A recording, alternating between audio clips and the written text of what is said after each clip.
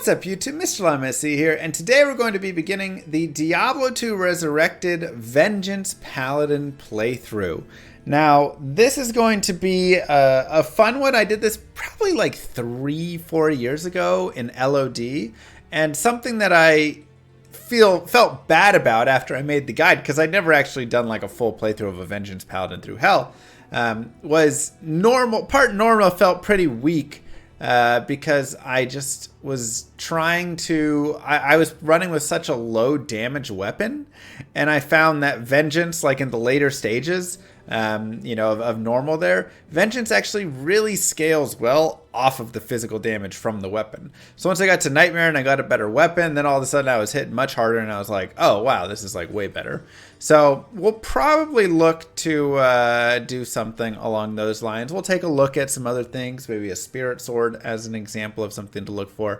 But it is going to be fun and interesting, and let's dive in. This is Venge, the Vengeance Paladin. Let's take a quick look at the stats and skills and a little bit about the character. So, first things first, of course, he's a paladin. Paladins are very strong characters, just in general. They have great vitality and just life per vitality point. They start off with decent strength and dex, and then, of course, they have a bunch of amazing skills.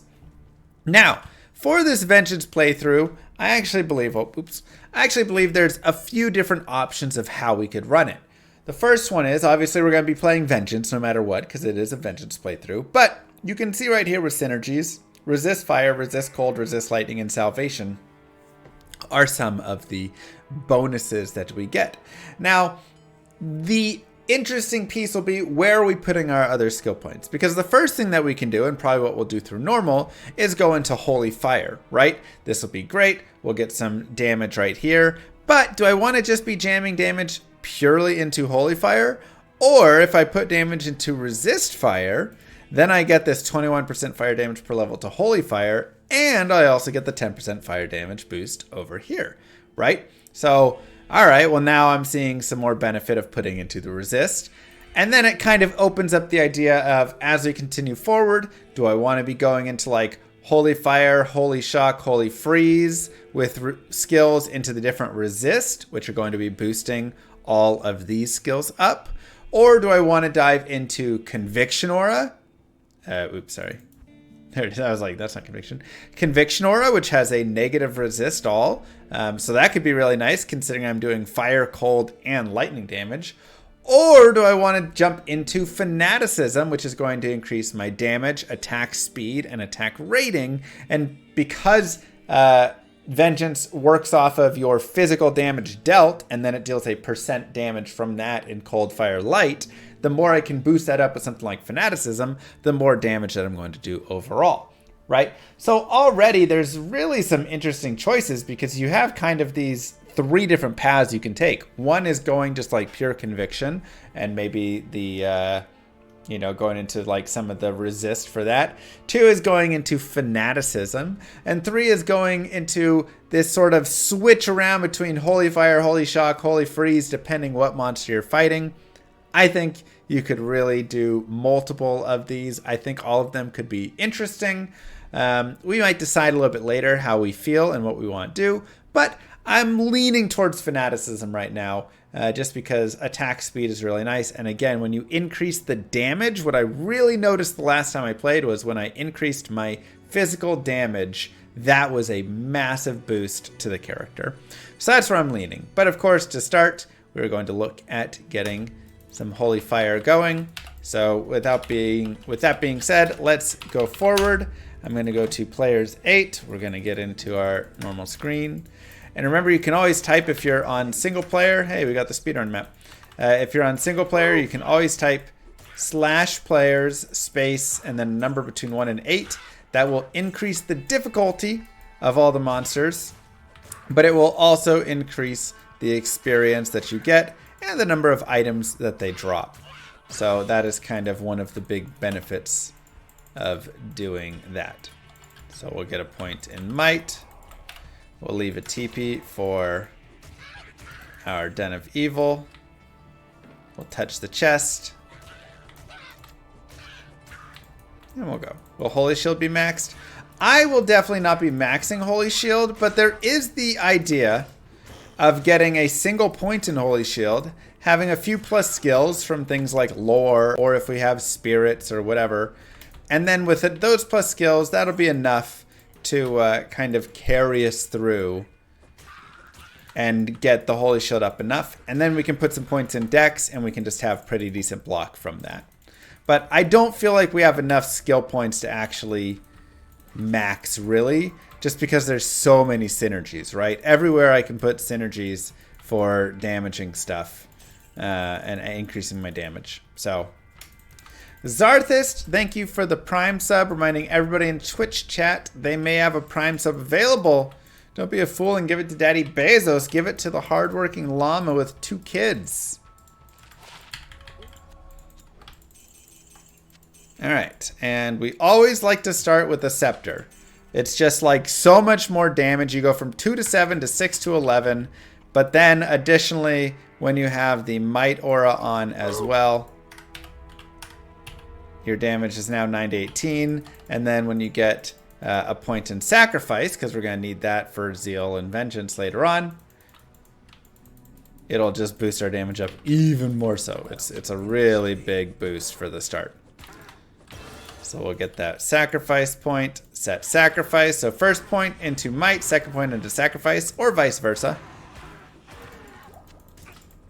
And we're ready to go. I'm just going to continue with vitality for right now.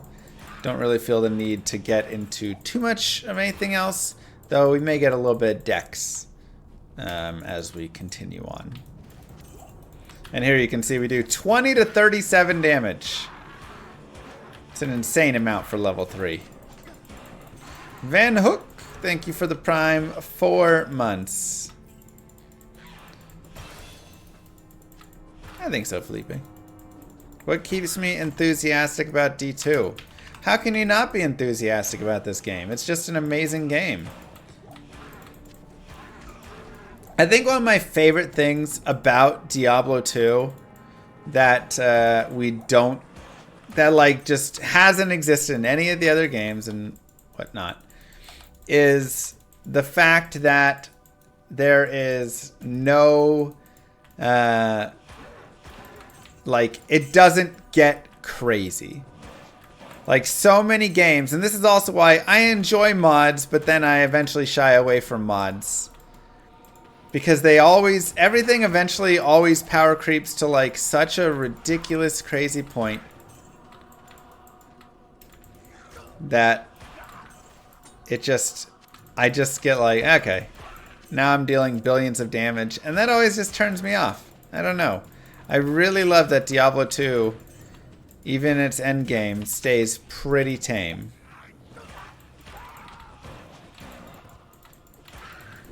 Hey, bud. Hey, Scotty. Thank you very much.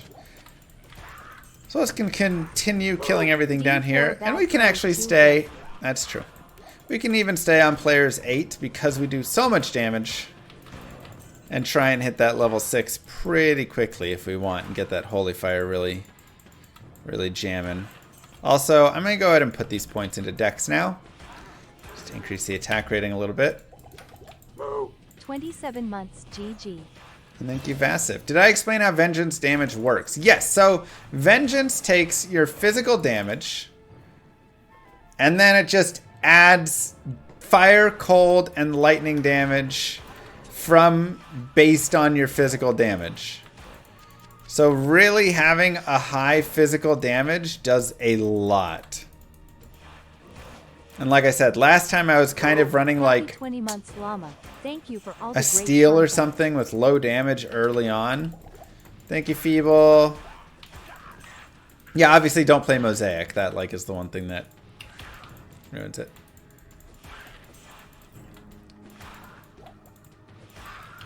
One monster left. Phew, thank goodness. Okay. So I'll finish up there. I'll go ahead and get a little more dex. Again, I do not mind increasing my attack rating right now. And we can do this. 3 to prayer, 1 to holy bolt.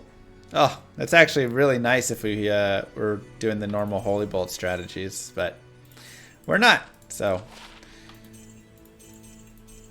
and we'll just sell all these things. Now, what I'm generally looking for, anything to keep, I'm looking for stuff that has plus to life, plus to resistances, maybe some open sockets, 2 open socket armor, 2 open socket shield, 2 open socket helm, just so I can put things in it. And then anything with attack rating and damage right now, I would keep. For charms, anything with res or life. I know that one was res, but it was poison res, which I don't generally care that much about. And yeah. We will continue here. This month's rent. Thank you, Scapella.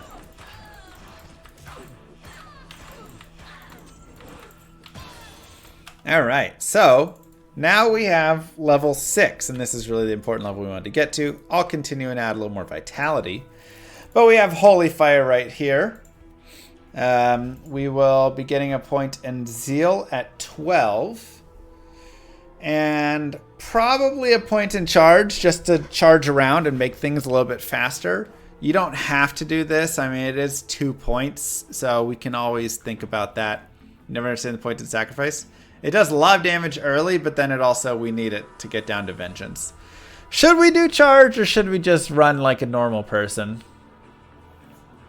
Alright, I'll just run like a normal person and not a speedrunner, and we'll save those points for more damage. So, since we're going to do that, we can look and say, okay, we'll have a point that we will add to Zeal at that point, but for now, I'm going to put these points into Resist Fire, right? So that is adding damage to our Holy Fire, which is great. So now we do 27 to 62 damage, and it is extremely nice.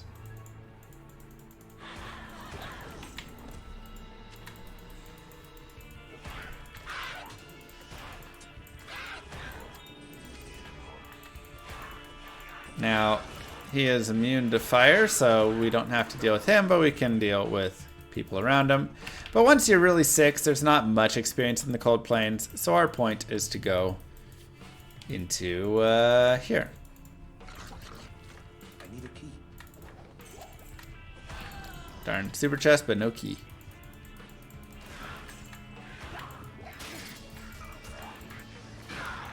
And something you'll even note is I can sometimes kill mobs just from the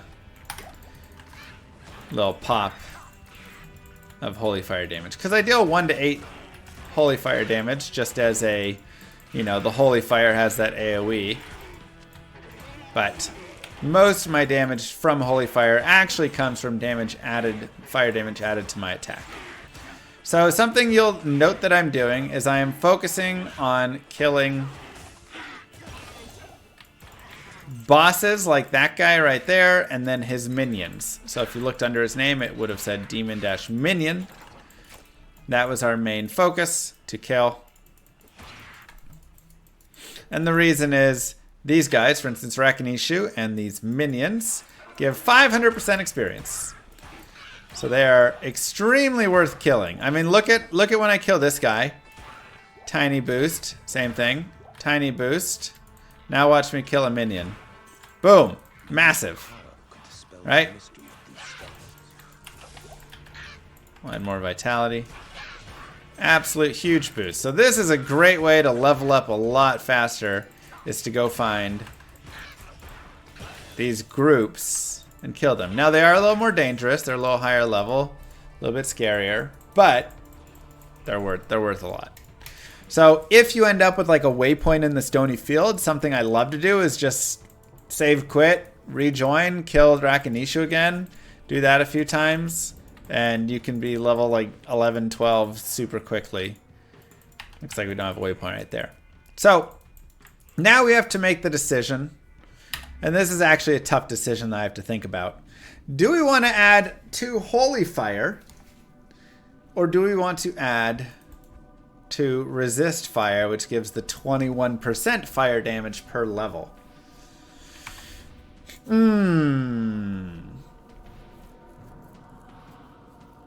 So 14 to 39 will be the next boost. Let's put 1 in. That's 11 to 33. So it definitely is less damage added there, but this will play better for when we do get into Vengeance. However, we could, of course, just respec when we get to 18 if we wanted, right? So it just depends. Do you want to save your respec, or are you okay doing your respec? If you want to save your respec, then just put your points into resist fire. That way you're not continuing to waste there. And additionally, if you want to, like, yeah, I mean, no, just mainly that. Still tough.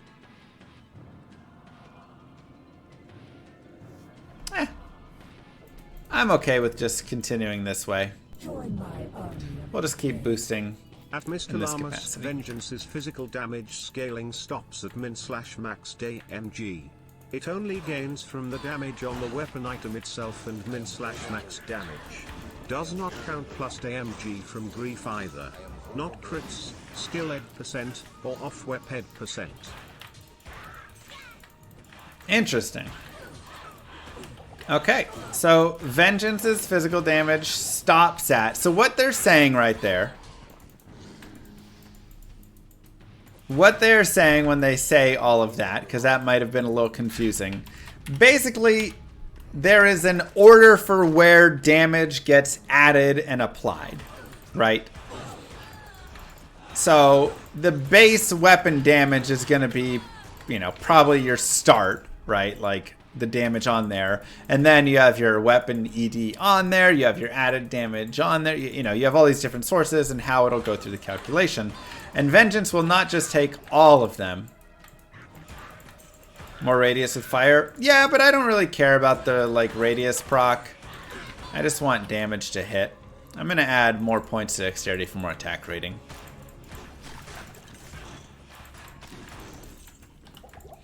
So, like I say, what he is saying is Vengeance has the weapon damage... And then it has added min and max damage. So if I have a ring that's like +1 to max damage or whatever, anything that has that. And then, of course, any of the ED, so enhanced damage on the weapon, will count. But anything that's like enhanced damage from steel rends or something will not count. Anything that's plus damage from grief, I'm surprised about that, will not count. Any skills that give ED will not count. Or off weapon, which we talked about there. Crits, all that. Which actually then means that this is not going to get boosted then. Right? So fanaticism will actually not work. It'll increase our attack rating and our attack speed, which is still really nice. Let's be honest. But we don't get the enhanced damage. Oh, what a beautiful tower. So that's good to know.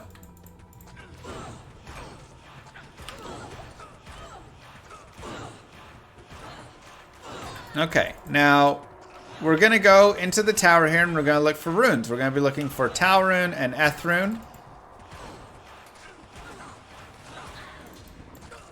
Because we want to make a stealth. I would also be open to other small rune words, but we'll have to take a look and consider because, again, we are really going to focus on damage as the main thing we're looking for.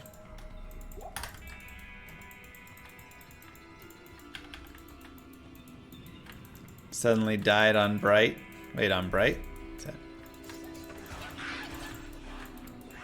Yeah, my barb times aren't like amazing, so especially my hardcore one's kind of slow. So he'll get that one pretty fast. So we can take a look. I got the wrong scene. Yeah, okay. We can take a look and I can show you guys really fast.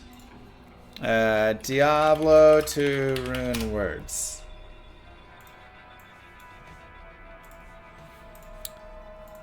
All right. So we can look at the original rune words here first. Obviously, none of these we're getting yet. There's stuff later. We have Leaf, which is actually kind of nice. Adds 5 to 30 damage, but plus 3 to fire skills is super nice. Unfortunately, it only goes in a staff.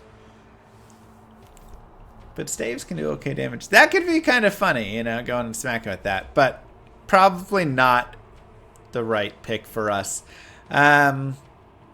Malice is not bad. 9 to max damage and 33 ED. It also gives us a 100% chance of open wounds, minus defense, minus target defense. So this is actually a solid potential pickup that we can try and put into a decent sword, or obviously a flail, or whatever we want. I kind of have this thought of putting it in a two-hander and running a two-handed Venge Paladin just to really boost the damage up. So that's kind of a funny thought I've been thinking of that I may want to try. But just something to consider there. And then obviously stealth is just really nice for the faster run walk, faster hit recovery, little dexterity and such. Though we could run other armors. Steel is not bad. It gives us some IAS, which is good. 3 to min, 3 to max, 20 AD. It's like a little lower than we're getting from Malice. But, you know, it does give us like the IAS, which is also kind of nice. So we might just see if we get Itheleth or TRL and kind of decide from there. That's really the starting things that we're going to consider here. But like I say, when we're going through the tower, there's going to be generally one boss group. You're going to have 0 to 2 boss groups per level.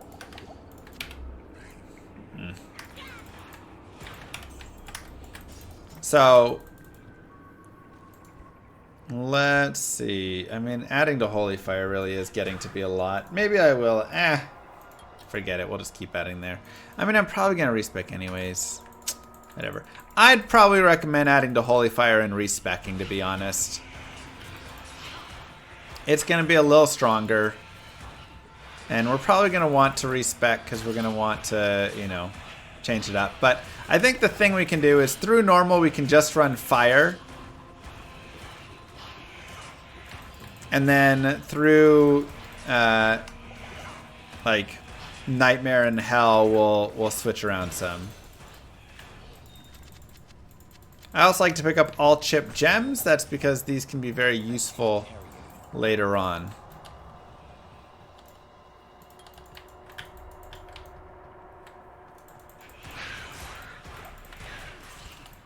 At level 12, we will also get a point into Zeal. So remember that one.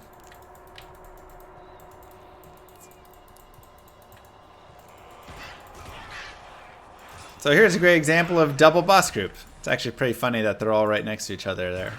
But basically you will only get the double boss group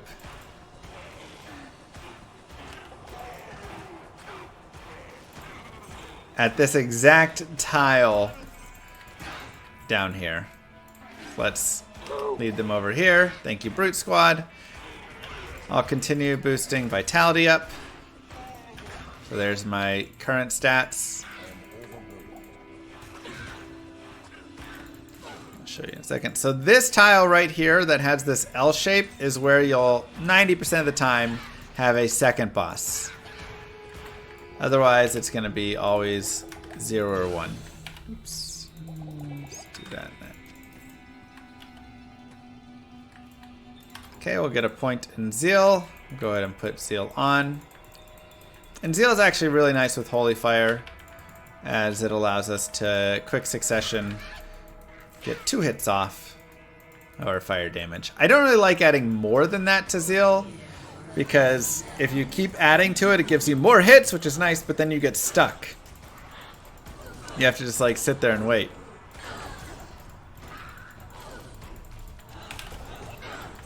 So it's a great way to die.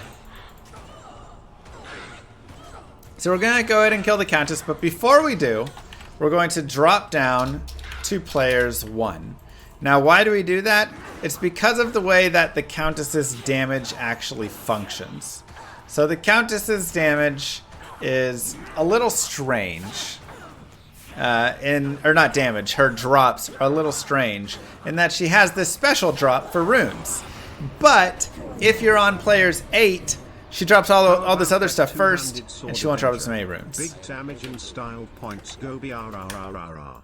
Bonus points if you don't use charge easy. I am not using charge. I would recommend it, but I think many people who do guided playthroughs aren't going to be charging all around like crazy. 1 to max damage, that's nice. 6 mana, sure. 1 to dexterity, I'll actually keep that for now. It's nothing big. Eth right there as a potential. You can always shop here for 2 socket items. So 2 socket armors, 2 socket shields, 2 socket whatever. Yeah, so for what we're going to use, again, we can look, you know, like maybe a 2-handed sword of the bat could be an interesting, you know, not of the bat, but just 2-handed sword could be interesting. We'll kind of debate it. Let's go ahead and put some chips away and the runes away.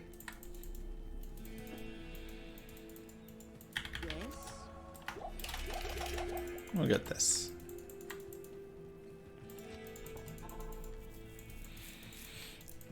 So we'll go back to players 8 because again we do want to get experience when we're down here.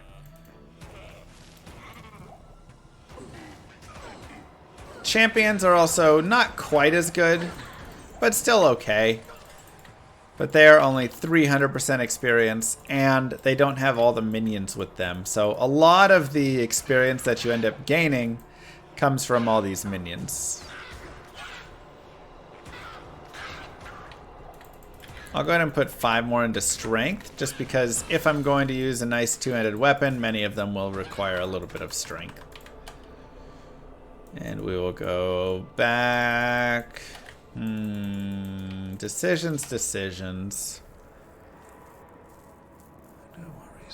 You know, I regret my decision to just go purely resist fire. I'm going to start putting into holy fire.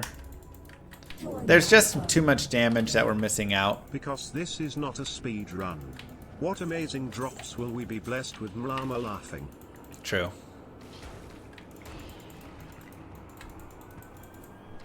Wow, Moo. Looks like no boss there. We will have a boss group here. I will go more into dexterity. As again, we are going to be hitting for a lot of damage, right? But we need to make sure that we actually hit. Holy fire versus holy fire.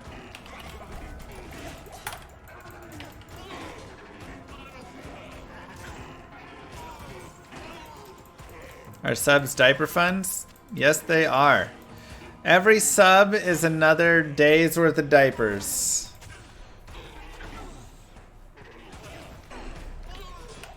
Hi, Booty.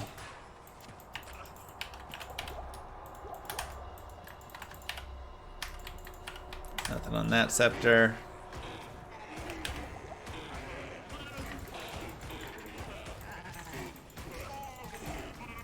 You're paying yourself with your sub? Yeah. Obviously. Again, we'll make sure to go down to players 1 before we kill the Countess. It's not before we spawn the Countess either. You can actually spawn her on players 8, and that's totally fine. It is only before you kill her. It will, even if she's spawned, when you kill her is when the drops get decided, and it'll take the lowest player count. So, Pooty Cat with 5 gifted subs! That's diapies for the rest of the week. Let's go.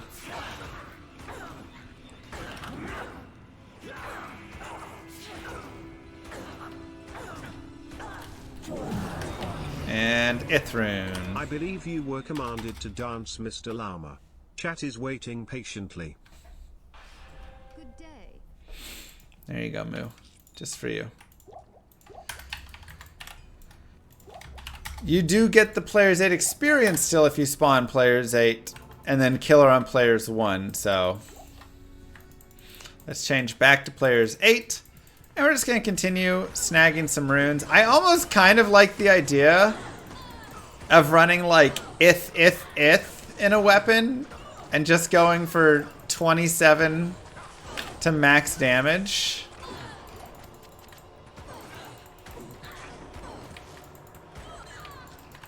Because so much of it scales off damage, you know?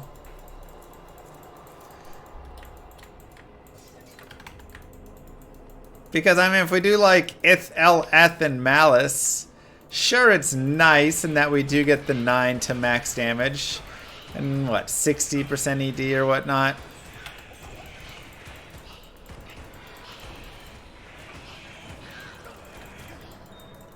I guess the minus target defense is probably more helpful.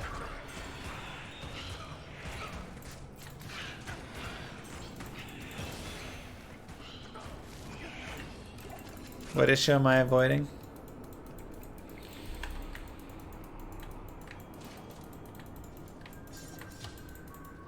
Alright. Keep bumping up our holy fire. Again, not a huge deal that we went a few extra points in holy resist, or fire resist instead. So, we won't beat ourselves up over it.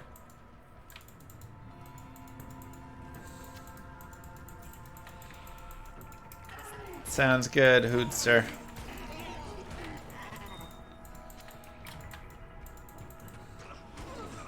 But yeah, we can use chip gems to re-roll and add sockets to items later. So, some blue items, so we will be doing that. What about the treadmill?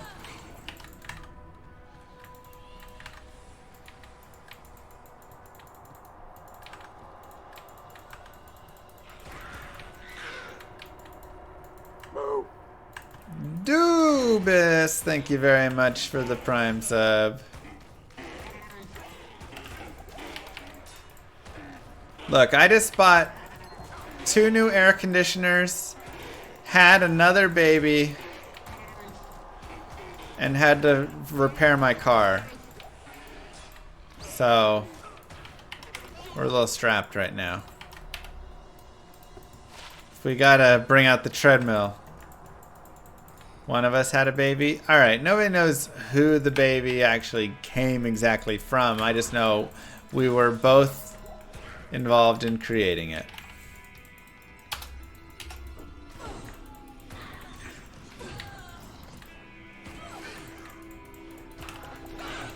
I think. We were, yeah. Alright, back to players 1. See if we can pick up an L rune.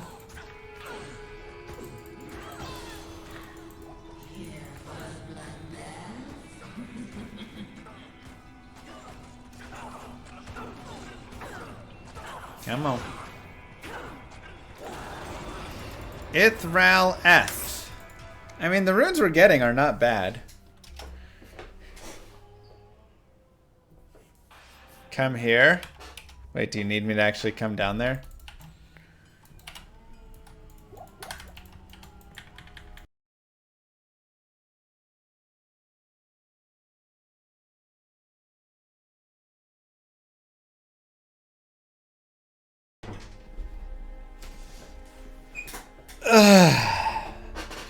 I just want to clarify, Moo Girl is the person who had the baby, not me.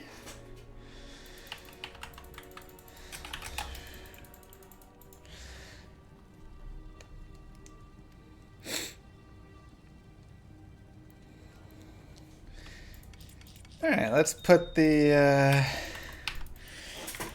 Thanks for waiting, everybody. Did you wash your hands? Moo. I didn't go to the bathroom.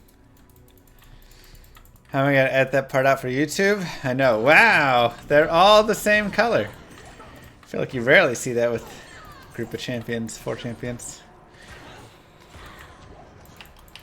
No, there was a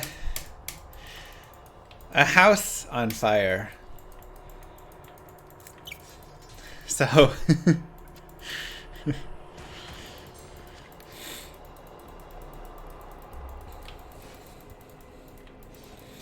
It's like really close.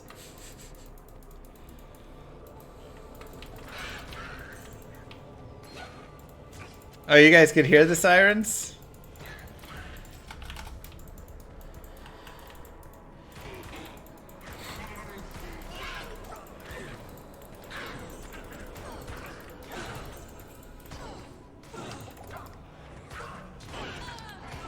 Gotcha.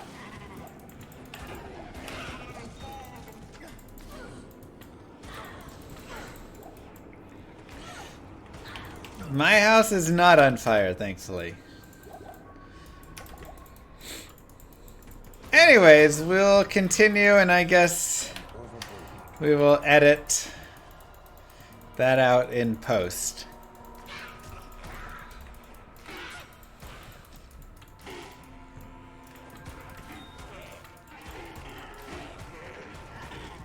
Yeah, neighbor's house on fire.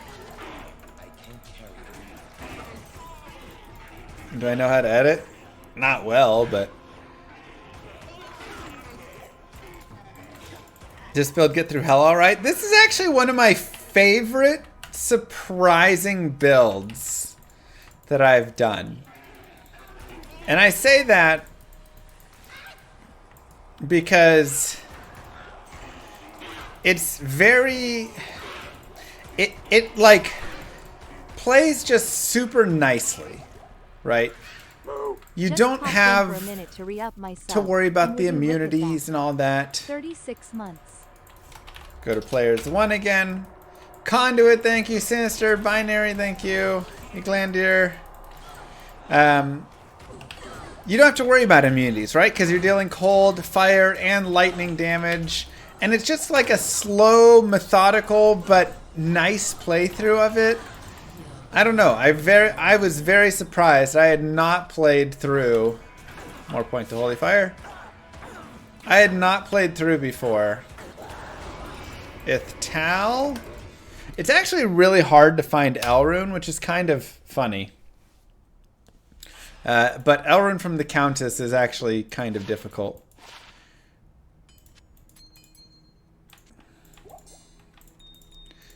Chips away.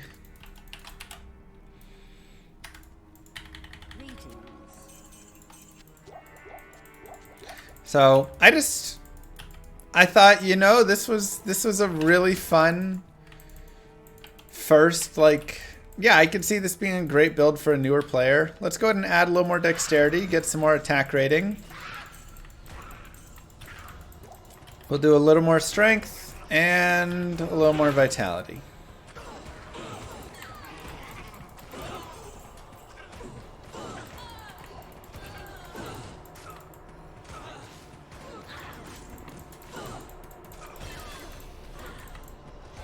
But you know, it's one of those if you asked me to rank this like playthrough before I did it, I would have given it like a D- or something. I would have thought it's terrible. But after playing it, I mean, it's like a B+. It's pretty fun. It's not crazy difficult. It allows you to really just enjoy your time like playing it.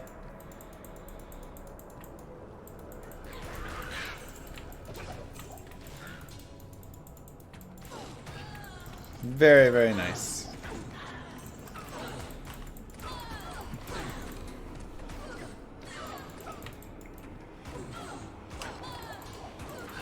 It is better than a Hammerden in the Maggot Lair.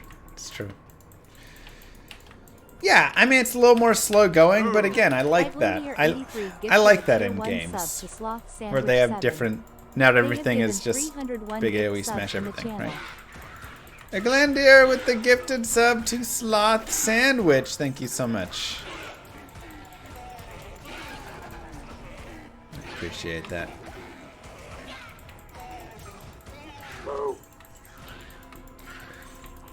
Rest your, thank you. And Rice. GG. Hey. Playing my favorite build More vitality. This is your favorite build? Nice.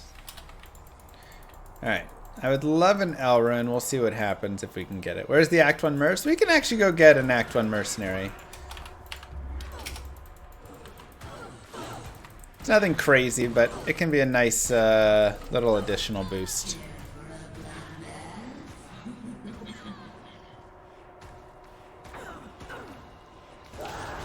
L-Tal, perfect. Okay, so now that we have our L rune, we have a couple of things. First, we have Tal-Eth. So let's go ahead and make that. We have our stealth. Again, just nice little bit of dexterity, but the faster run walk, faster hit recovery, and the FCR for our teleport staff later is really nice. Other than that, we have Ith-El-Eth, which is a malice. And remember, malice goes into any 3-socket melee weapon, which means we can put it into a 2-socket weapon as well. So let's say we want to go look and see sort of some of the items, right? Let's go to normal items here, and we'll look at normal. Where's my swords? There they are. Normal swords, and if we want to look at 2-handers, we can. We can also look at the different 1-handers and see kind of the damage. So a long sword, a broadsword. Broadsword's pretty nice because it's got low requirements, but we already have enough dexterity, and this has got good speed. So a longsword could be one option, right? Just to get a 3-open socket longsword. It has 11 average damage right there. We're going to be getting the plus to max damage. We're going to be getting the ED on top of it. It'll be pretty nice. Vicolfin, thank you very much. Crystal Sword is also not bad, 10 average. So that one would also work. But again, the longsword is going to be faster. So we want the -20 would be kind of our fastest. But obviously like a scimitar or a short sword is just, first off, they don't get 3 sockets, but also they're just not enough damage. A falchion is high in damage, but it's only 2 sockets. It's very slow though. So we do want to have high damage base and 3 sockets. Now War Sword would also work. It is 71 strength though, which is a lot of strength. So I don't love that. If we go take a look, however, at some 2-handers, we can see we can really get up to some nice higher damage amounts, right? So we can get into these 20s. Obviously, a great sword has pretty high requirements. Flingberg has high requirements. But a B-word sword, a giant sword, claymore, they are a little bit slower. But they are something potential if we want to give a try on that. Let's take a look at some other things. We can look at scepters. So any Grand Scepter, again, not amazing there. A War Scepter is not bad. Only 55 strength required and -10. So that's actually not too shabby if we find a 3-socket War Scepter. And any War Scepter that we find early on, if we socket quested that, it would get 3 sockets. So that is an idea there. Let's look at... where are the flails at? Maces. Any maces right here. A flail is 12.5 average, and we can shop it for 3 sockets, and it is also -10. So this is why generally we recommend flails in these sorts of runs, and why you'll see in speed runs and things why we're going for the flails, because you're getting this 12.5 average damage, which is more than even a longsword and all of that, and you're still getting the very good attack speed on it. A Warhammer is also something that's super nice, and I kind of want a Warhammer. Yes, it is slow, but 24 average damage for a single-hander is pretty nutty. And lastly, we have a Maul for 36.5 average damage.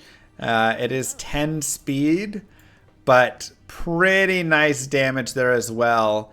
And I could see us just going around with a giant Maul Malice just smacking dudes. The hard part is actually getting a Maul super early would be a little difficult. So I think we should start with a Flail, and then we can look at a Warhammer or potentially like a Maul or something when we get a little bit higher, because we're not gonna, we aren't finding it yet, right? The quality level is 25, 21. We aren't finding these items quite yet. But if we do find a white Maul, a white Warhammer, or a socketed one, we can look at considering that. Obviously, as well, a Great Maul is 48 average damage. It is 99 min strength. And then, of course, you can look at the exceptional versions of these items and such to see really some, big boy, bigger damage on various things. But we'll get to that a little bit later. For now, let's just go and plan on a flail. So for that, we will be getting it in Act 2. We'll go ahead and go to Players 8 right now. And we can continue forward. I would love, like, if there is a build I want to find a steel driver on, it's this one. I don't think there's any build more besides maybe like a druid I want to find it more on. I want a shield too, right? Generally, you do want a shield on this build. However, because the physical damage is so powerful, I kind of want to try a big two-hander with it. Now, the biggest difficulty is I don't get cannot be frozen if I do that. Unless I go for an IO rune, unless I find like Spirit, Shroud, or obviously like Raven Frost, but that's probably not. Death's Belt. I can like kind of farm for cannot be frozen other ways. Or if I get an IO rune from the Nightmare Countess, then I could make what's the name of that new rune word? Not Frost. It's like the Cold Helm.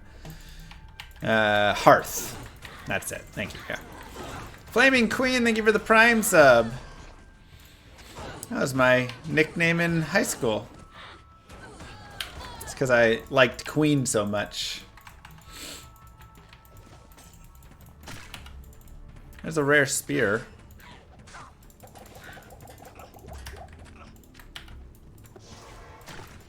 Take a look. 3 to 16. NIS. Just not enough damage. Just not enough. It's basically like the same as our scepter.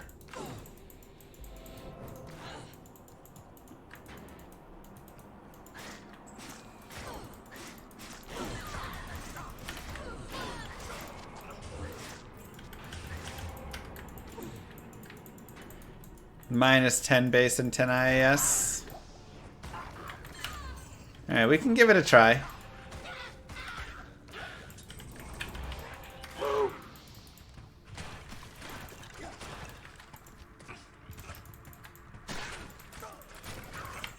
It's actually not bad. Vesper, thank you.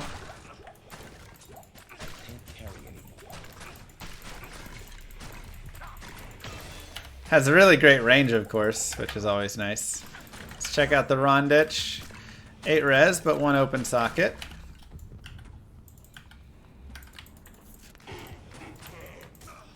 Now, something that I will keep an eye out for is a 2-socket Paladin shield, especially one that has resistances. The main reason is Rhyme, Shale Eth is always a pretty easy way to get Cannot Be Frozen later on. And so we will remain open to that. We are also now at the point of Vengeance here. So let's go ahead and put Vengeance in. Nice.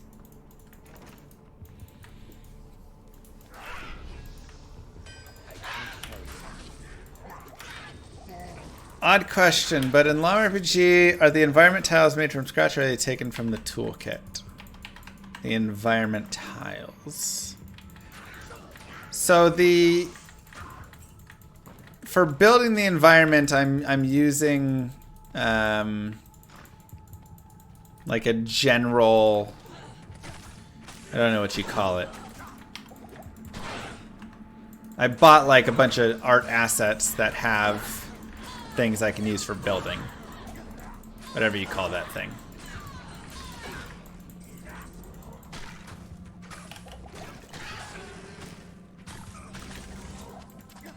Now, Something that I should Sorry for also interrupting note stream is actually earlier, really butthole buddy, important. holy bud, holy buddy hole, hole woo ha hole, WUAH butthole. This is no place for a warrior to die. Thank you, Moo Girl. So something really important. Sorry for interrupting stream earlier, butthole buddy, holy bud, holy buddy hole, hole woo ha hole, WUAH butthole. Also, 7 years. Wow.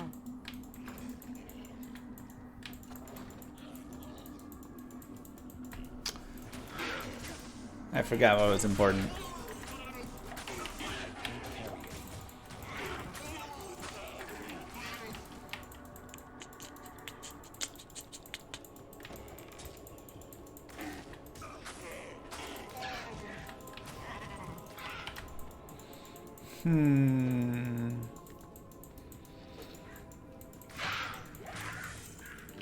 What was it?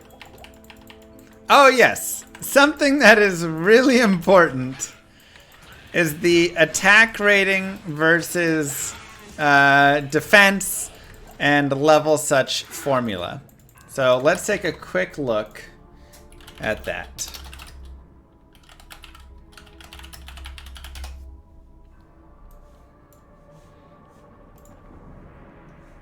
Your chance to hit in Diablo 2 is 200% times your attack rating divided by your attack rating plus the monster's defense rating times your level divided by your level plus the monster's level. Okay? So, what does this mean? It means there are two parts essentially to focus on. The first one is your attack rating versus their defense, and the second one is your level versus their level. If you have bad attack rating and they have high defense, you're going to be lower in this section. If you have a... Thank you, Jas. If you have a low level and they have a high level, you're going to have difficulty there as well. So not only do you need to stack your attack rating, you also need to improve your character level versus the monsters that you're attacking to overall have a good chance to hit. So that means it is very beneficial and important that you continue to level up and stay ahead on levels essentially when you're fighting. Because your attack rating can be difficult to improve. Sometimes you just don't quite have the gear yet for it or whatever. But if you fall behind on levels, it's just going to be really rough to try and hit things. And then if your attack rating is also weak, you're going to find yourself in the like 20 to 30% trying to hit, and you're going to have a miserable time. So really make sure that you're continuing to level up and focusing on, and there's no like staying too long to farm until you've gotten to the point where you're getting no experience, right? Other than that, like stick around, farm, spend the time. It's all good when you do that. Lightning res 18% and 1 to 2 fire damage. Alright, well, that's not much damage, but we'll keep it for now. Sorry for interrupting stream earlier, butthole buddy, holy bud, holy buddy, hole, hole, woo ha, hole, woo, butthole at evo _ demon rama wave. We're gonna find good Boazon level guide. I have a Boazon guided playthrough on my YouTube. If you just type in like Mr. Llama SC Boazon guided playthrough, I should have one for Elemental and Physical. Additionally, on Icy Veins are all my written guides.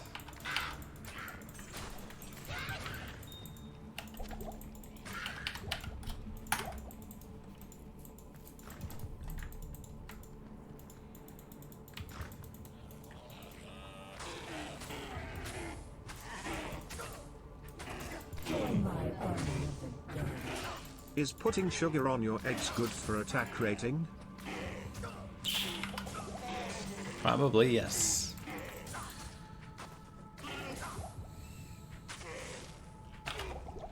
And we are still on Players 8, so remember, yes, it is taking a little bit longer to kill some mobs, but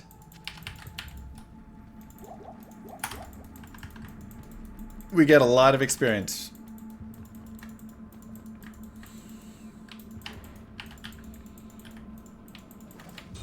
Another chipped. We'll go ahead and go back. Put some potions away. Some chip gems away. We got a lot of chip gems, which is really nice. Thanks, Flaming. We'll sell the 1 to 2 fire damage. Not quite enough. And if you ever run out of tomes and or ID scrolls or TP scrolls or even strangling gas potions, you're low on quantity, whatever it is, you can always sell it and buy it back, and it'll come back at max quantity. So, just a neat little trick right there. It's also a 3-socket belt. We like that. So fanaticism is not going to work with it, Ashley. We determined that is actually not going to work for Vengeance. So it really just comes down to, I mean, you do get the IAS and attack rating from fanaticism, but you don't get the damage. So it really comes down to conviction versus running Holy Fire, Holy Freeze, Holy Shock. That'll be kind of the decision for us to make. Is it better to rely on finding items that have increased dex or just add points to dex? A combination. So you'll note right now that I have 52 dexterity. Right? Ooh, so many cold risks. That's just, I'm putting some points in to increase my chances to hit there. But that's not going to just be enough. I also really need to find something that's going to help out a little more. I'll go strength right here, by the way, because we do want to have 41 strength for a flail. So I also do need to focus on getting some rings, getting some whatever items that have plus charms, that have attack rating. And then what really helps, and what we may end up doing even, we may do like a 4-parter, you know, slower version on this playthrough. But what really helps is when you go and focus on attack rating in the way of like farming normal cows. Not only can, I mean, normal cows might just be like the god farm for us, right? And you say, why? And well, it's because it gives us a few different options. One, it gives us the ability to get Death's Sash and Death's Gloves, which gives us IAS. It gives us Cannot Be Frozen. It gives us all res. Just like a beautiful combination. There's also the potential to have Hisaris Boots and Hisaris Belt instead if we want, which has an attack rating boost. We also could really love Saigon's Helm and Saigon's Any Other Piece, which will give us attack rating per level. Obviously, if we could get Angelic's Ring and Angelic Ami, or another piece, that would be really nice for the attack rating, right? So there's some various ways that we can really boost up our AR, and really the attack rating per level that you're going to find on those items are like your best ways.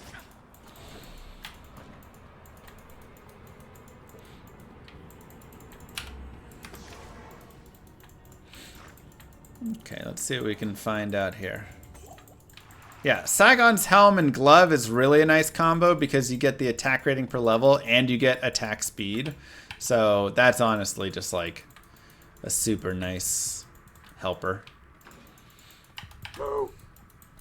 Slats, thank you very much.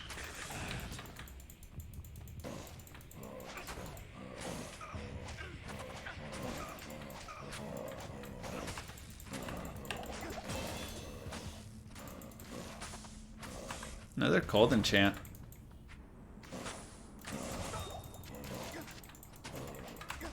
Not really much more experience here. We're level 19 and normal. You don't really get much beyond that for experience. So we can stop there. We'll put another point into Vengeance. And here you can see there's a few things to note with this, right? The first one is every additional point is increased attack rating, which is very nice. But you can also see we're already up to 156% fire damage, 76 cold, 76 lightning. It's just like super nice. Now, the mana quality, or the mana per attack will slightly keep increasing. And that can get a little rough, so getting some plus to mana later could be really nice. This is also where the idea of maybe running Spirit is an option. Let's see if there's any experience there. It's okay. Maybe running Spirit. We could also, of course, look at tier runes for mana per kill.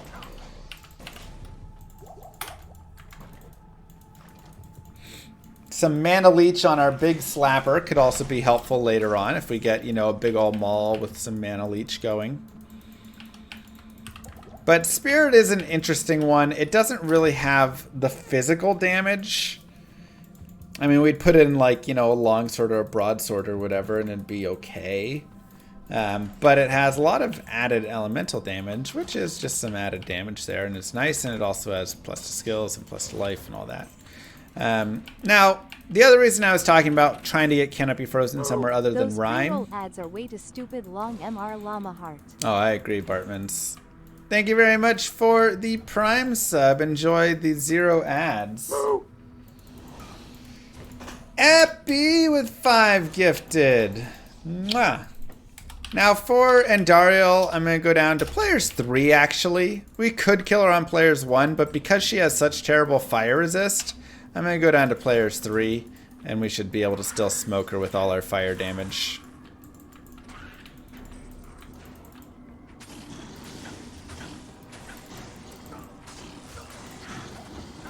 But yeah, it's really nice to get Cannot Be Frozen somewhere else other than Rhyme, because then we could look at maybe using a Spirit Shield, right? For the +2 to skills and all the added mana and all the res and all the just everything, right? It's so good.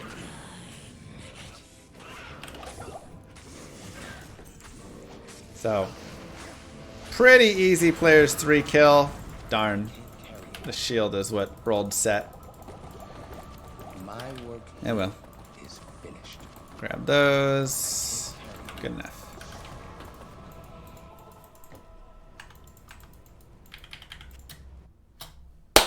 Just like that. Vengeance is only modding the base damage on the weapon, the ED on the weapon, not on other gear, and anything that is plus to min and max damage.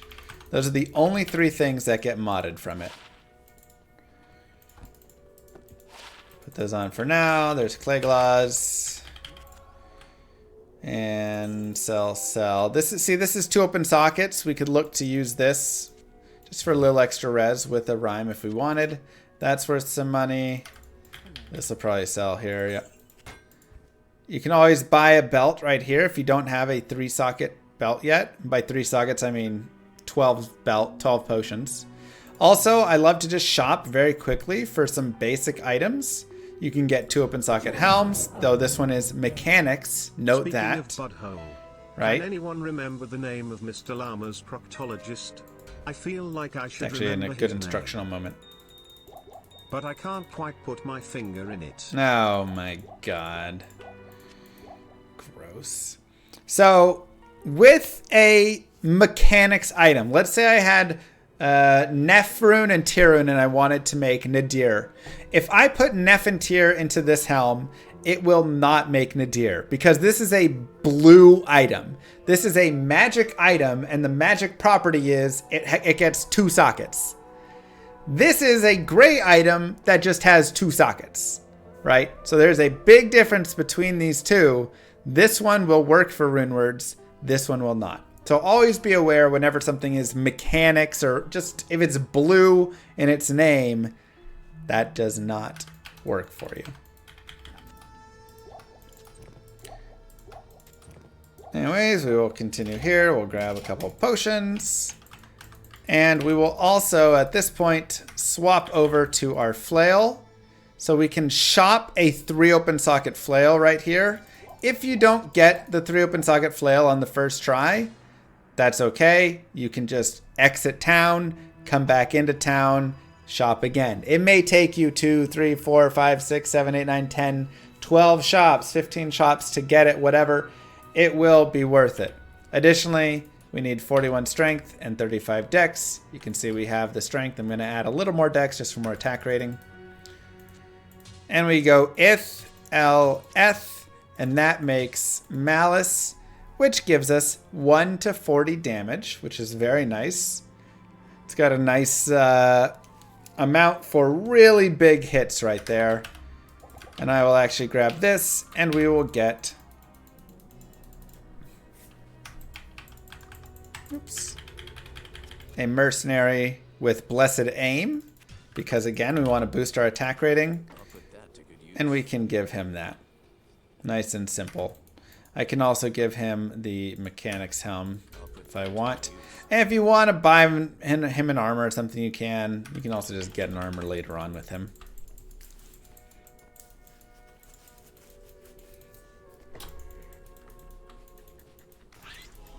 Okay, we can go back up to players 8. And keep rolling. I don't believe Deadly Strike counts. No helm? That's fine. It was just an empty socketed cap.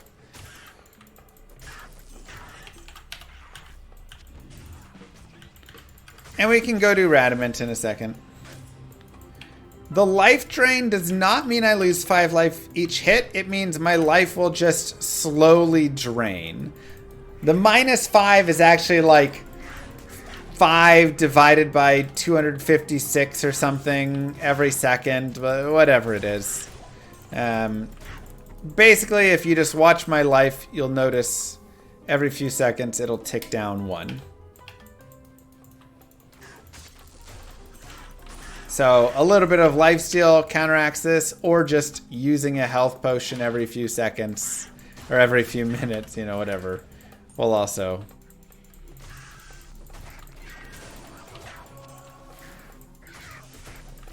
Five out of 256 every tick. So 5 out of 22 divided by 256 times 25. So about 1 HP per 2 seconds. There you go. That is the full math of it. Thank you, Warren.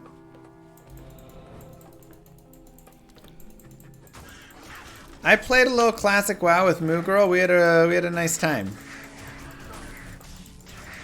We enjoyed it greatly. So you can see it's super nice to be able to actually have this Act 2 Mercenary, because my attack rating has gone up from like 360 or something to 800. And again, being able to have that part of the formula, you know, that's at least 50%. Or I guess it's 47.5%, because 95 is the max attack rating chance to hit you can have of the chance to hit formula. And then the other part is our level versus their level. So you can see right now with those two things, we are at 95% chance to hit, which is really nice. And the more you can keep that number high, the more fun you will have. The lower that number gets, the less fun you will have. I promise. Ooh, nice.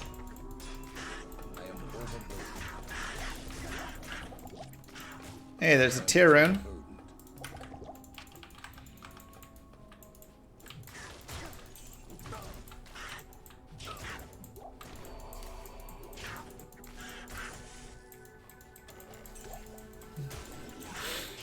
Okay. So we have the waypoint. So since we have that, we'll go ahead and continue forward here.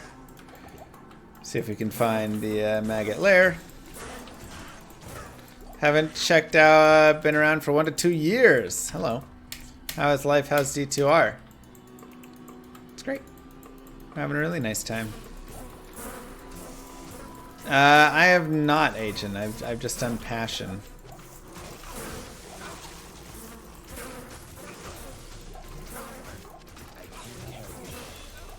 Okay, level up again. We will just continue boosting our vengeance here. And we actually have a really fantastic spot, which is Beetle Burst right next to a waypoint.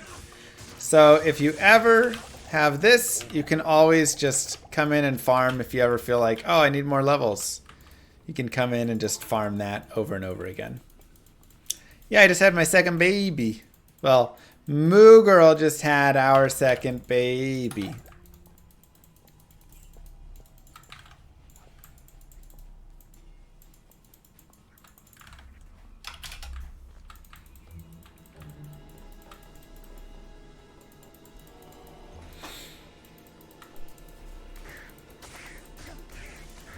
Thank you. So it's, you know, tough but great. First character on offline mode be a source for easy boss farms. Tell he's happy, expensive, and tedious. Yeah, I mean, I think, you know, sorceress is always the best, quick, easy farmer. You can just get her up to like Act 3 Hell or Act 1 and just go farm Mephisto and Dariel over and over again. But otherwise, you can play a lot. Alright, I'm going to go down to Players 1 actually for the Halls of the Dead, just because nothing here is worth any experience. I basically just want to run through this area. It's like one of the worst farming areas. It's level 14 and just awful. Tough but worth every minute? Yeah. Yeah, Cheers for sure. For your content. Always appreciated. Thanks, Sunbear. And give her 49 months. And for the compliment. Baby Lilith and Baby Andariel. Nice foils. They're just little cuties.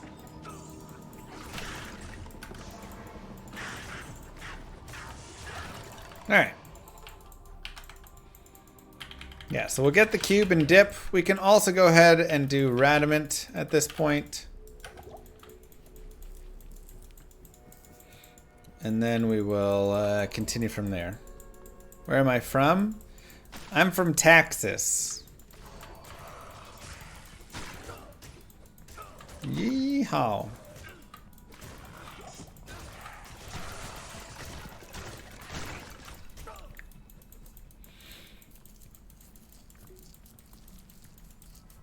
Try this way.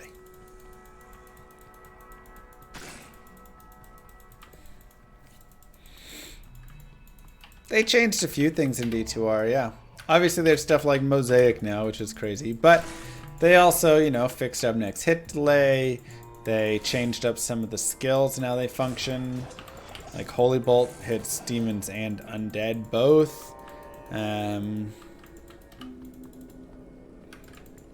Yeah, I mean there's a few different things. Darn, that's annoying.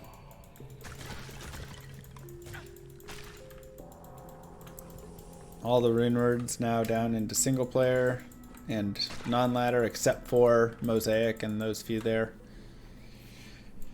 Gem Shrine. So something about a Gem Shrine is any gem that you have, it will automatically upgrade. So if I had just a flawless amethyst or something in my inventory, it would become a perfect amethyst.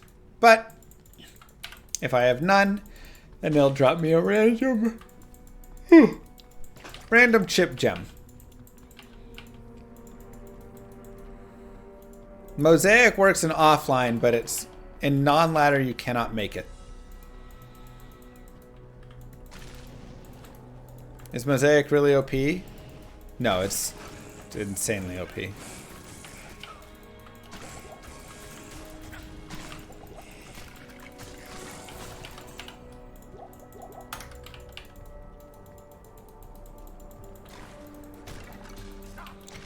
If you have more than one gem in your inventory, I want chip gems, it will select the latest since the last least interacted with gem.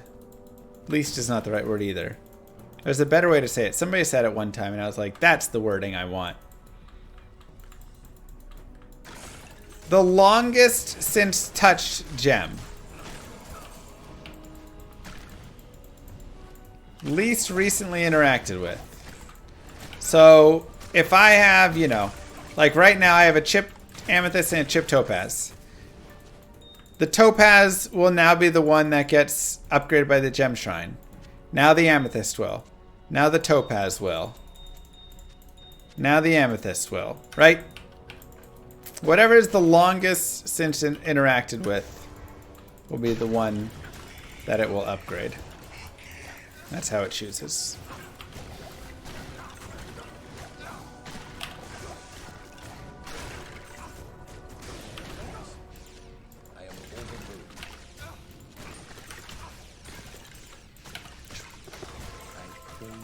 Okay.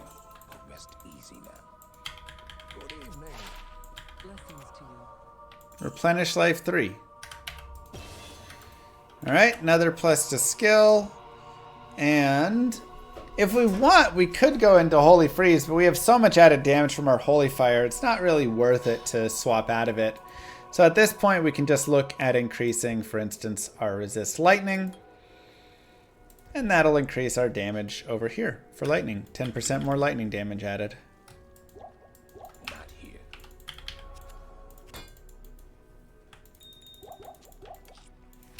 We also do have a Tyrone, so I could put that Tyrone into my cap if I so chose. But I'll save it for now. Yeah, I'll save it. I'm fine. Okay, Far Oasis. We will continue. You cannot shop for a Tele Staff in Act 2 normal. You have to wait until Act 3. There's a Scale Mail. We'll go ahead and just give that to our mercenary. And yes, you can just drag and drop over his portrait. How did Fantasy go today? Terrible! I was winning in both of my leagues heading into it, and it just, all my players crapped out on me. So now I've lost, I'm going to lose both leagues. I've already lost one. And, I mean, in the one league, I'm already out of playoff contention anyway, so that's whatever. But in the other one, I'm in first place, and all I needed was one more win to secure the first round bye. But now I'm going to have to win next week to secure it. Be so mad if I lose that first round bye spot.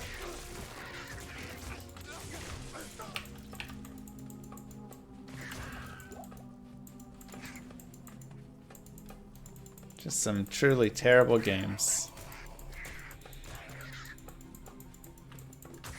Cowboys can't lose when they're playing the Giants.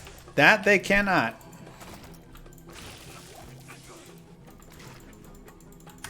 Alright. I'm actually going to save quit and come back in because I want to go back to that waypoint since we need to go down the stairs. But additionally, this will reset Beetle Burst, so I get to fight Beetle Burst again. And like I said before, if I could just like keep fighting Beetle Burst over and over, it can be really nice actually.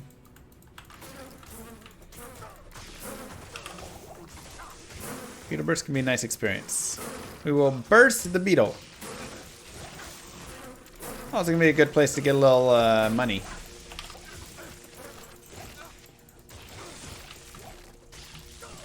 Perfect.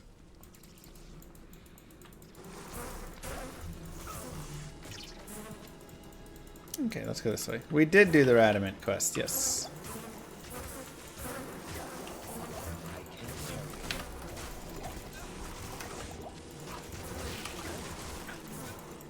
And whenever I want to give my mercenary a potion, for instance, you just heard him say thanks, there's a couple ways. Number one, I can drop a potion on his portrait. Number two, I can press shift 1, 2, 3, or 4, wherever my potions are, health or rejuve. And it will make him drink the potion. So those are two ways that you can quickly potion your mercenary and save him a little faster.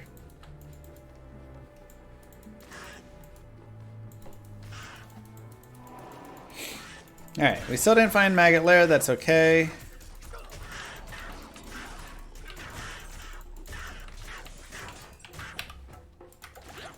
Let's another point in vengeance. Up to 100% cold, 180 fire. And I mean, our vengeance damage now is really starting to take off. 76 to 376. It's fabulous. Definitely better than the last time I did this playthrough where I ran a low damage weapon with more attack speed. This has been a much smarter play. And I mean, again, we're on players 8 and just cruising like... It's fantastic. Paladin, thank you. Wait. You can run up through there? Huh. Interesting.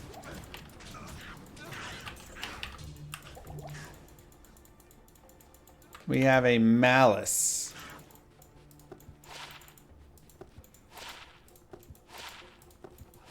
62 attack rating. I like that a lot. I actually like the 1 mana per kill over 1 max damage a little more.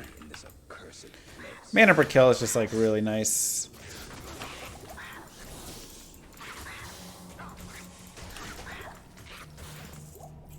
I can't carry anymore. Grab another rejuve.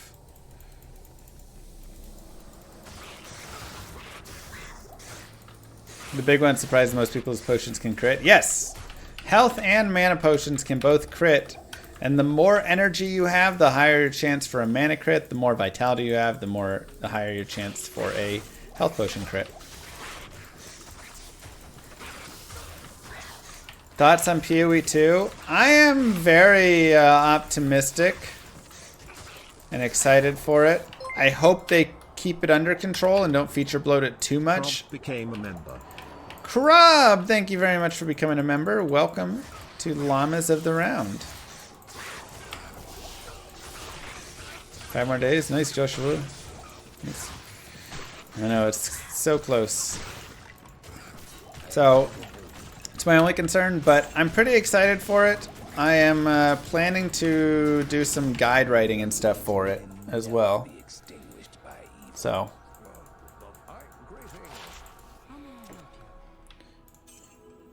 Okay, money, money, money, money, money. There.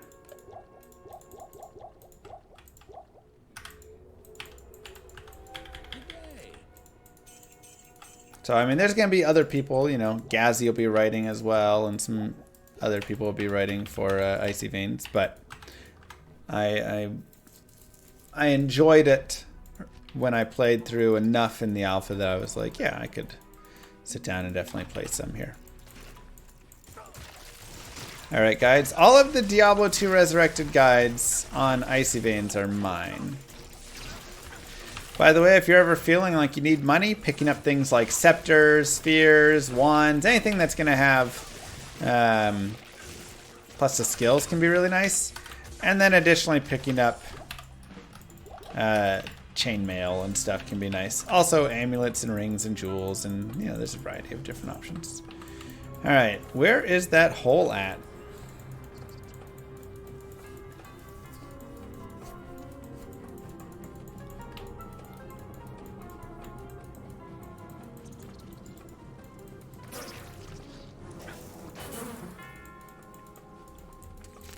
All the way tucked over here? No.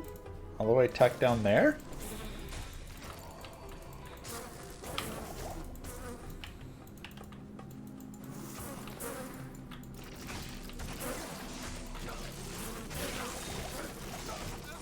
And always picking up chip gems. Like I said before, chip gems are your friend and will be worth a lot of money. Don't make me in binary and Lily wait until fall 2025 or fall 2026 or like fall 2031 until Heroes 3-day Mr. Llama Climb. Look, all that has to happen is the Giants have to beat the Cowboys. That's it. One single requirement. And the 2024 Cowboys are terrible. They couldn't possibly lose to them. It's not like the Cowboys have won the last 8 meetings with the Giants or anything.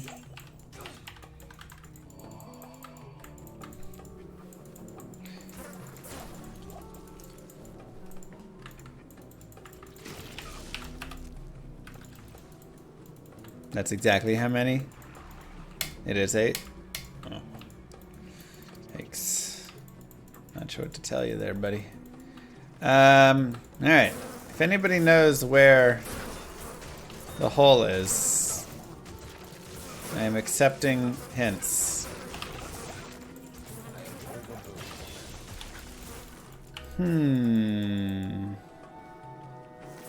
Right down there. My best guess. Alright, another point vengeance.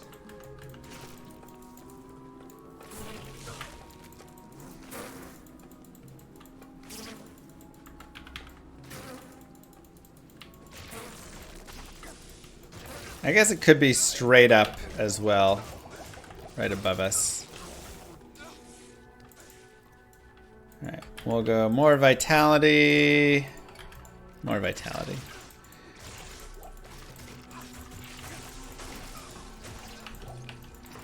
And you'll see me just kind of whacking little dudes every now and then as I'm wandering around. And it's not a lot. You can always kill as much or as little as you want. I'm going to even be player's aid in here. I don't even care because I do so much good damage. But it just kind of adds up, right? Every like mob that you hit, you get a little bit more experience, right? So never feel like you have to rush through as much as I'm rushing through or anything like that. Always feel you can kill every monster in an area if you want, or you can not kill as many, right? Like there's no perfect answer to it all unless you're trying to speed run.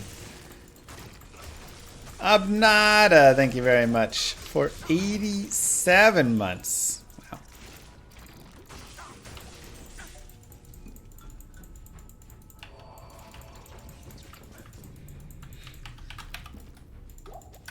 Max Frost pretty current guides for D2. Yeah, but you know what are even better guides? Icy Veins. Because I wrote those ones. They're also current. Because nothing has changed.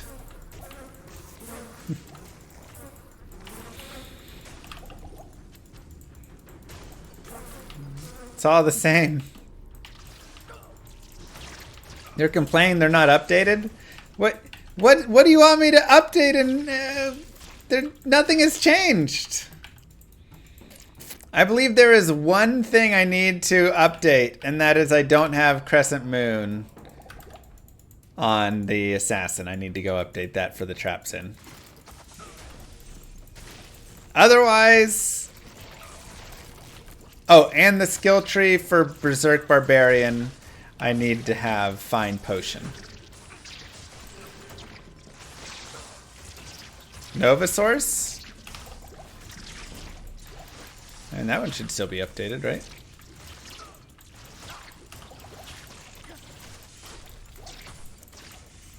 The update should be a video playthrough. I mean, that's what I'm doing. I guess I just need to switch over the guided playthrough video. Oh, or you mean the actual video guides. Oh boy. We could remake all of those again with the D2R engine.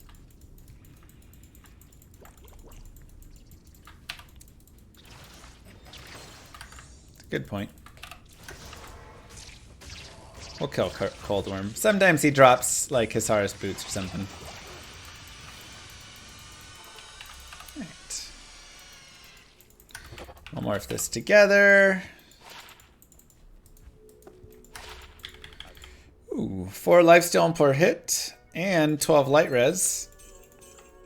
I'll go ahead and keep that over that.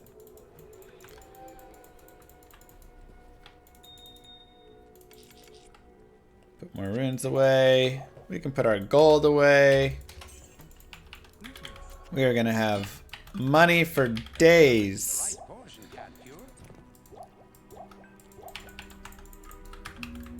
Doesn't everything sometimes drop Hisara's boots? It's true, but I'm saying I've had decent success in dropping some okay items off of Cold Worm.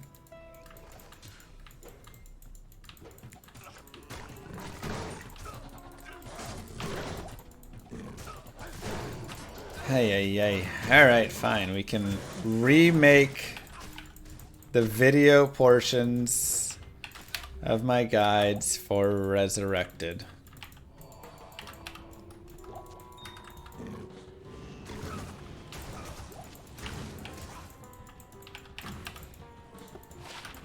Three to attack rating.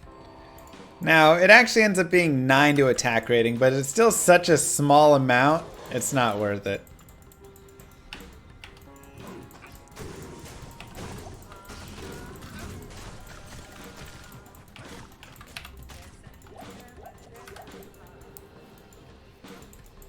Do the guides on Ice Veins mention Sunder Charms? Yes. They're updated through Sunder Charms, through Mosaic, through pretty much all of the changes. The written versions. The videos from my YouTube still are the original video ones.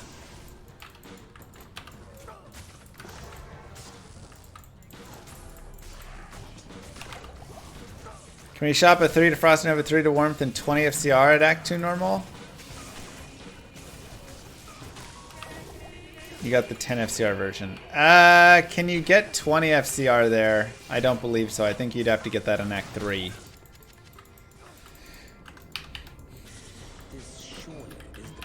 Okay, we're level 22. We're like super high leveled right now because we've just been slow going through.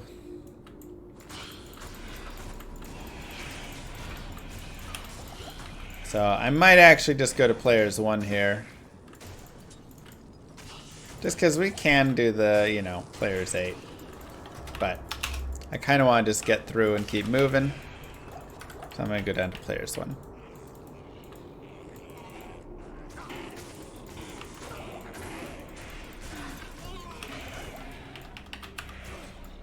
Those guys were still spawned on players 8. You'll be able to tell because anything that is spawned on players 1, I should basically just be one-shotting. Yeah.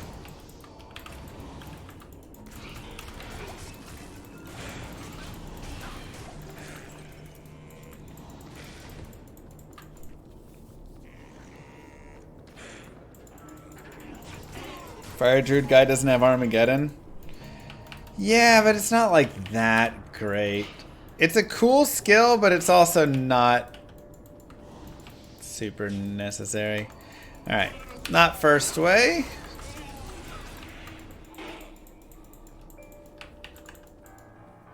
Yeah, this is just big ol' Armageddon smacks. Let's try second way.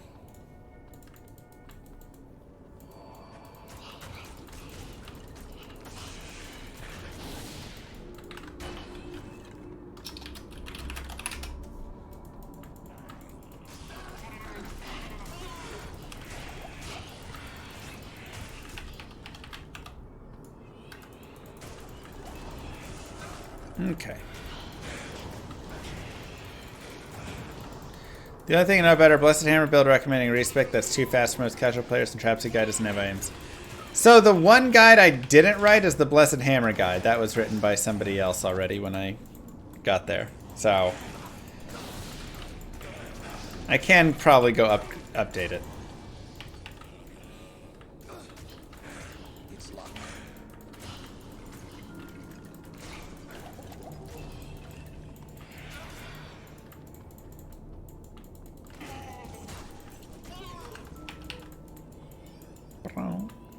Come on, second way.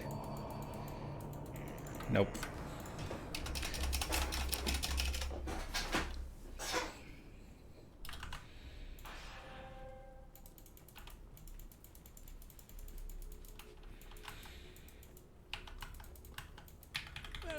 Alright. Again, we'll sell, we'll rebuy right there. And we'll go for the third way. This surely is the product of a twisted mind.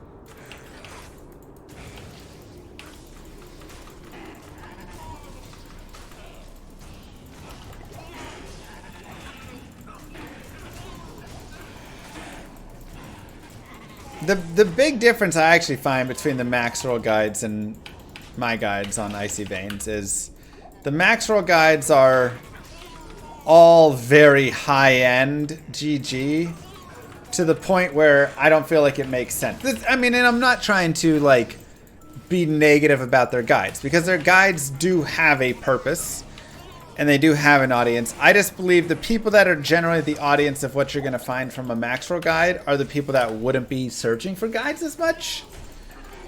Because the items that they show are like all these amazing best in slot crazy items. True unadorned. And that's just not what, you know, the person looking for a guide, generally Googling it, just show them like Shaco and Maras and that stuff. Give them like realistic stuff They do have different variations at different steps for mini guides as well, which I do think are solid. But I also really dislike the look and feel of the site.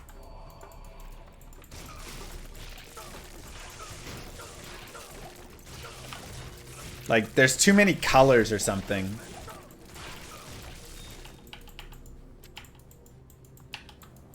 It's so hard to read.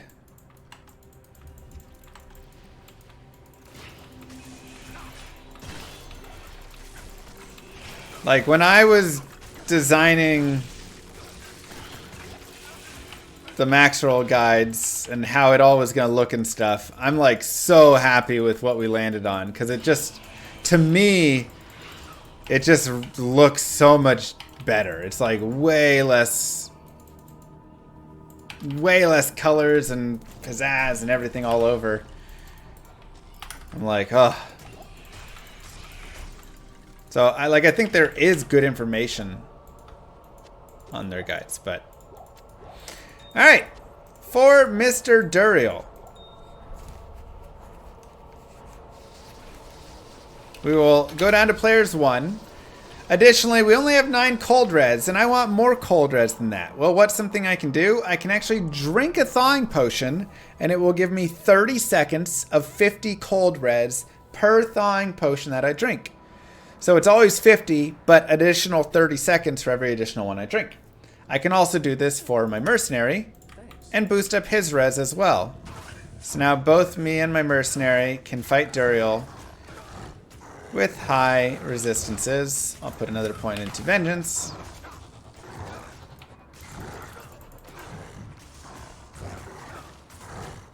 And that will give us that 59 cold res, which is a lot easier to kill him. And booyaka sha, just like that. You can go ahead and swap that. Act 2 is done. Give yourselves a clap.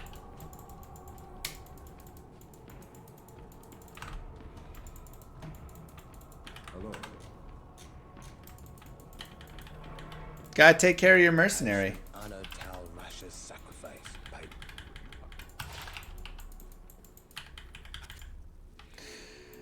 And wow! We actually got Angelic Amy? 10,535 days since the Cowboys last It's won a never Super Bowl. Angelic Amy. Thanks, Capuchin. Real mature. Wow! So now all we need is Angelic Ring, which is much easier to find. And we're going to have the 2-set attack rating boost. That is primo. It's not very often angelic for me. It's Cathins or Suburbs or whatever. Alright, now we are going to start the hunt for a teleport staff. And there's going to be a few things that we're going to do for this. So the first one, let's make sure to save that, is we are going to look for staffs that are really cheap. 1,400 gold, 4,000's a little high, but whatever. We can put these away.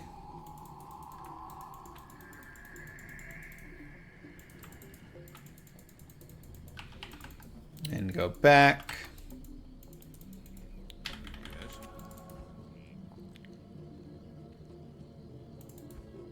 $17.71.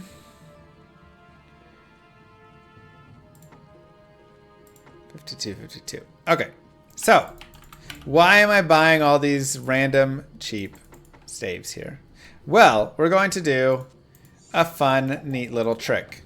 So what you do is you get all these chip gems out. I like to save at least, you know, like a chip topaz, because 3 thols in a chip topaz makes an am.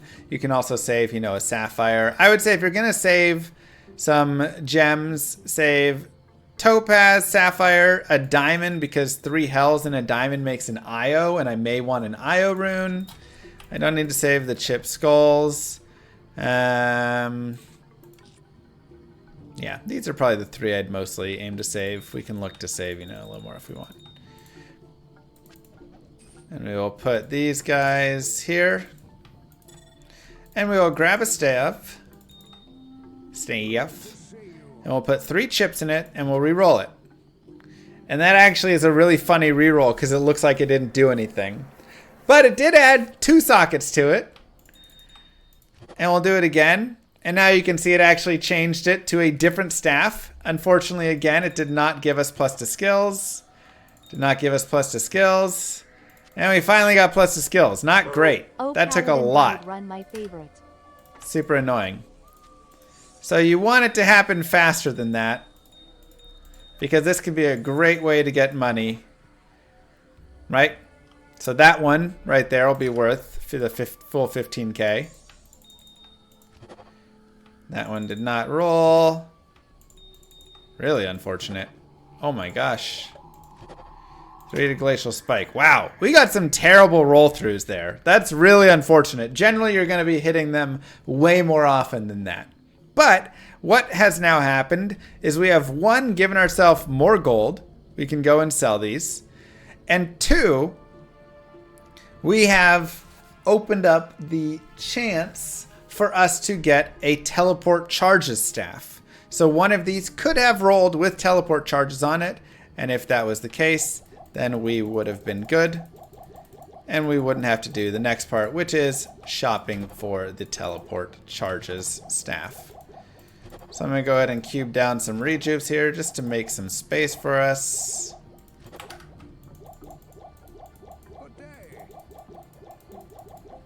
But it can always be nice to save some rejuves for later on when you get to hell and stuff. It can be really helpful to have some ones saved up. And now we will actually just X out and come back in. Now, why am I doing this right now? Because I'm level 23 and I want to do it before I'm level 24. You have to do it between levels 19 and honestly just at least 19 and then plus beyond that. But if you do it before level 24, it is a level 24 required item. Now, what does that mean? It means it will show up as red because it is required level. Also note this is +3 to teleport, sorceress only. We don't want that. We want teleport charges. So I'm looking for a staff that is red because it cannot be used yet since I'm only level 23. And it has teleport charges on it. Now, this may take 2 or 3 tries. This may take 20, 30, 40 tries. Additionally, it could have many other mods on it. So sometimes you'll roll it, but it'll have, you know, meteor and chain lightning and all this stuff and cost 180,000 or 250,000 or whatever it is, right? Generally, it's going to be between like 30 seconds and 5-6 minutes. I've had it go up to like 15 minutes before when it was really annoying, but not really much beyond that.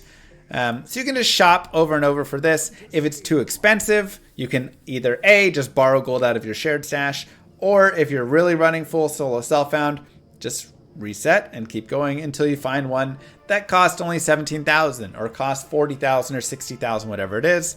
And let's say it had cost, you know, like 50,000, I only had 40,000. Well, that's where I can sell this. I can sell this. I can sell this. I can sell this, right? I have these items that I've been storing up to sell for a bunch of extra money. So that would be another like 45, 60,000.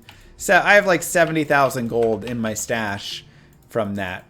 So just something that you can consider. And yeah, once you get it, you can keep moving forward. So if you are a little lower level and you don't feel like you have enough gold, you can continue forward first and then just come back. Make sure you do it before you hit level 24. Otherwise, you are going to have to check every staff, which can be annoying. Chuck nonstop with the Prime sub. Thank you so much. I'm still just on players 1 right now. I am okay with that. Also, something I didn't really note, but attack rating is not only increased, or not attack rating. Dexterity is not only increased attack rating, but it's also increased chance to block. And for the Paladin, you're actually going to have a pretty decent chance to block. So that's something that can be really nice, and a reason why, you know, like I'm at 45% chance to block with 62 dex. So adding points into dex is not actually just this pure sack into attack rating, but it is still giving me survivability, and especially on a paladin who has really great block frames, it can be quite nice.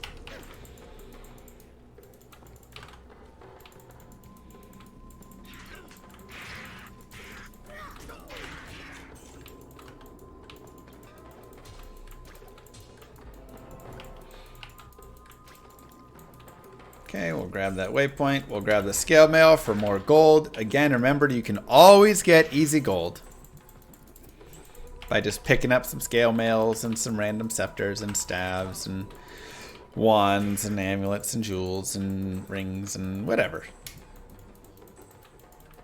Right?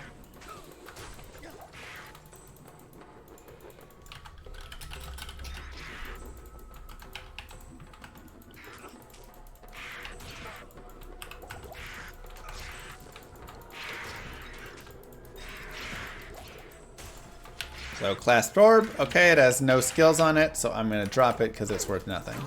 If it did have plus skills, we keep it. Not bad, no chance. Not bad at all.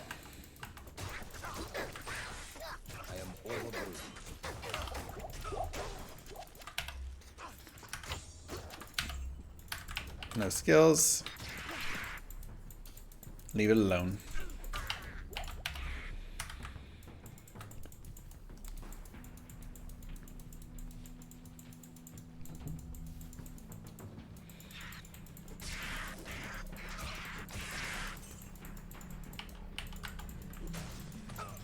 Better to run Nightmare with a two-hander.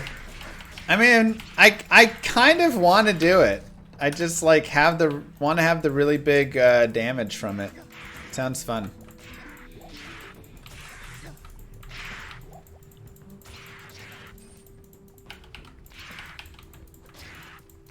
Oh my gosh, that connected up through the top. I didn't even think about it connecting through the top. Also looks like it probably kicks out to the right there as well, so something good to note.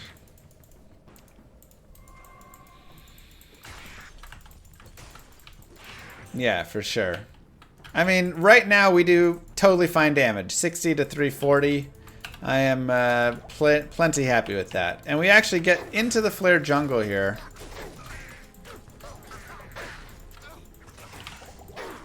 Which is really nice. But we will need to go back there for the spider.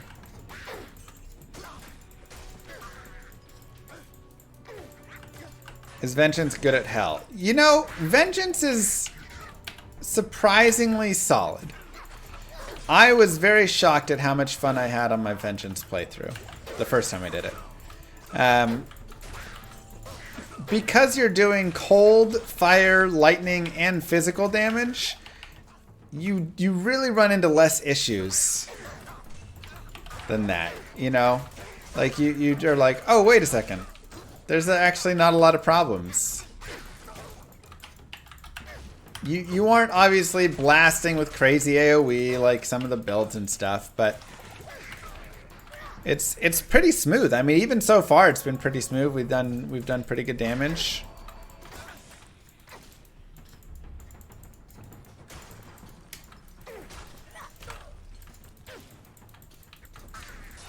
You had a Spider Forest waypoint shortcut direct to the Flare Jungle waypoint. You won't have the waypoint to the waypoint direct generally. Well, I guess if the Flare Jungle connects over on like the 3 and then comes up, it is possible.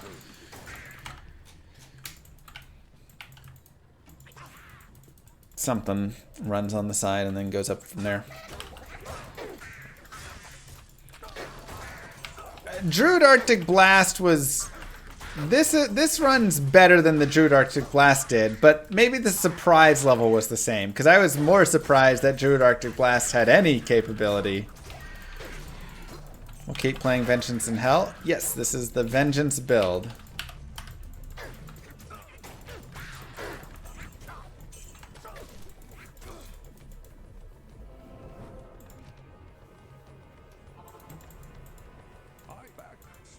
smile and listen. Hello. Okay, we'll sell, we'll sell, we'll sell. Just pick up some extra money from that. Get some potions. And I'm actually going to go back to the Spider Forest. Arctic Blast Druid is not on Icy Veins.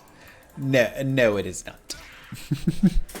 I don't think it needs to so much be up there. Maybe, I mean, I could write a build on it and just kind of copy over Wind Druid and adjust it for the Icy and make it colder.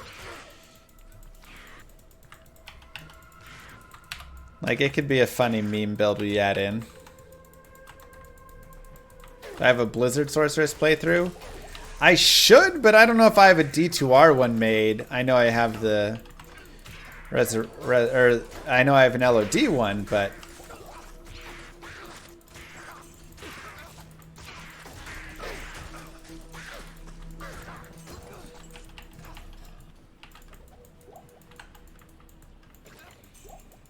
Okay.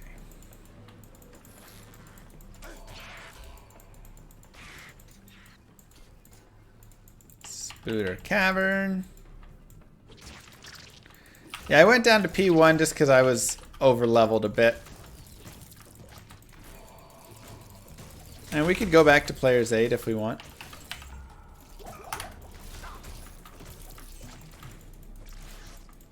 I do want to get to 24, so... Oh no. Okay, good. You can include meme builds, but you need to put disclaimers on them. Yeah! I think that's the important thing, is just I'll make a note that this is, you know, a worse build, but it was okay. Again, if you go and watch the build, it surprisingly still was able to clear stuff with the big hurricane cold damage, and then your little, you know, you added a little extra damage. Al-Hazir is definitely gonna die. Not me as well, yeah. Sorry, buddy. It was a sacrifice I was willing to make.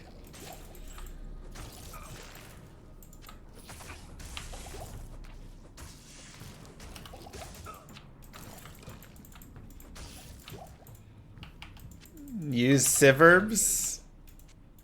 But it's just so pointless. Alright, I mean, it gets us higher block chance, I guess. We'll do it to honor Brevik, because it's only 9 all-res that we're giving up.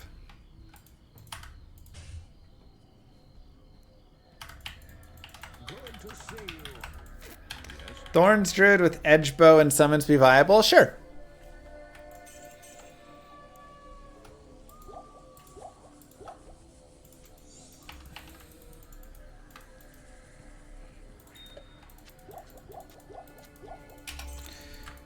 Okay. Agreed, some guy. Let's actually go get our mercenary again. We'll go back. It's faster to do it from Act 1 or Act 2 than Act 3.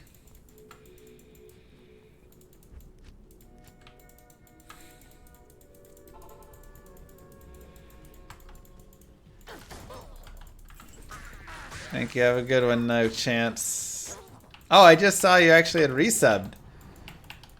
No chance for 108 months. That's wild. Yo, Varthamis with the $49.99. What's the lowest level you've ever completed, Hell? Assuming it was a Sork. So, you have to be at least 60 to complete Hell, because you can't do the Ancients otherwise.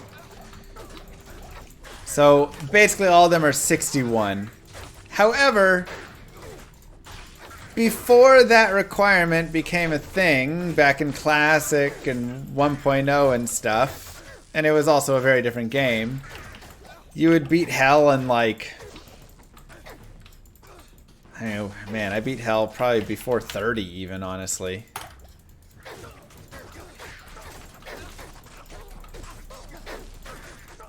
in the real early versions of the game. Be careful of fire damage. It is very brutal if you do not have good fire resist. One way you can combat this is to actually put on some morale runes into a 2-socket helmet and just run around with that. Have I gotten a hardcore character 99? You know, I haven't actually. I haven't played much hardcore outside of like speedrunning and just some like general stuff. I've never really done like high leveling hardcore play. I've gotten many 99s, but they were all softcore. How important is armor really for a full normal to hell run? I mean, it's as important as you want it to be. If you're like really keeping your levels up and doing a lot there and stacking your defense, it can definitely help you, you know. But overall, defense is a pretty lame stat because whenever you run, watch when I run, it goes to 0. So defense only is mattering when I'm standing. But all the times that I'm running, my defense is 0. My mobs are just smacking me. So that kind of really lowers the value of it.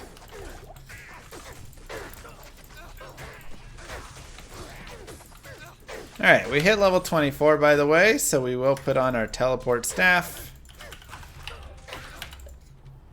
Can use that later on whenever we want. Also, we do have level 24. So conversion now does become an option, but we're not converting. And we'll probably just continue adding into Vengeance here until we get to 30. And then we'll probably do a respec so we can get Conviction rolling at that point. And then we'll save a couple points, so as we level a little bit, we can add more to Conviction and such. If you walk instead of run, then you do get to keep your defense high. But man, that's annoying, having to literally just like walk the entire time. Forget that.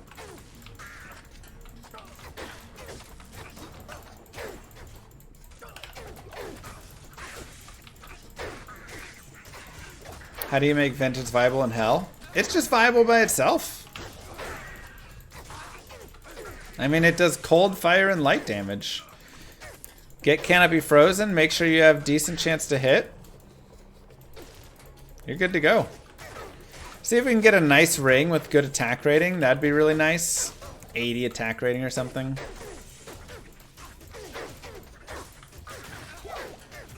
Let's see what the Jidbin gets us. Help me! Llama, I know this is Vengeance, but on Hell Madoc is kind of easy. Just have all ancients chase you, but only look at Madoc to avoid his axes if you have enough speed. You can pound 2 dudes before running off to pound again quickly. Super easy, like 2 minutes. 54 to attack rating with 1 mana per kill. Not bad at all. So we do lose a little bit of lifesteal, but that's okay. Lifesteal is not like crazy important right now. I'd much rather have 54 AR and 1 mana per kill. And this also has 5 replenished life, which should counteract our Malice. Also 1 max damage, which, you know, is a little something. So I like that very much. K Starler, thank you for the $5. And thank you for the advice.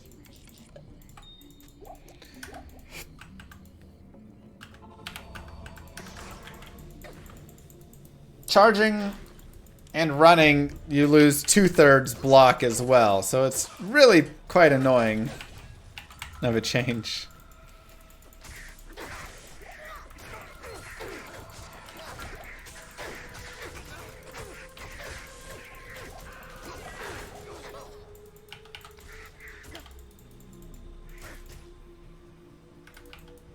Mercenary's doing pretty well. We could also, of course, put some sockets in there. And his weapon is a little weak. I'll get him a pike when we get to Act 4. He's also going to die here. Most likely. trying to feed him potions and keep him alive.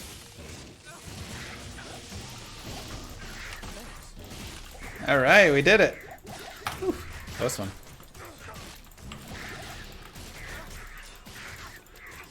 Some light-plated boots. Gaming house, thank you.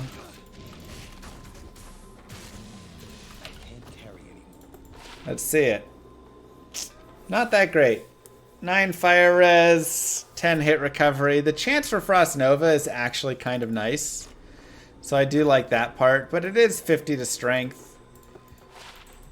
I don't think it's worth putting in the extra strength just for that bit right now. Is Vengeance Paladin taking longer than expected? I mean, I'm running it a little slower, right? I'm over leveling a little bit and stuff, but no, I mean, it's going just fine. Like, I mean, on Players 1, I one-shot pretty much everything, so.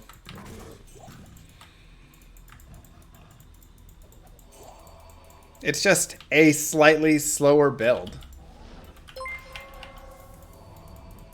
Thank you, Matthew. For all the Act 3 haters. Thank you very much. And thank you again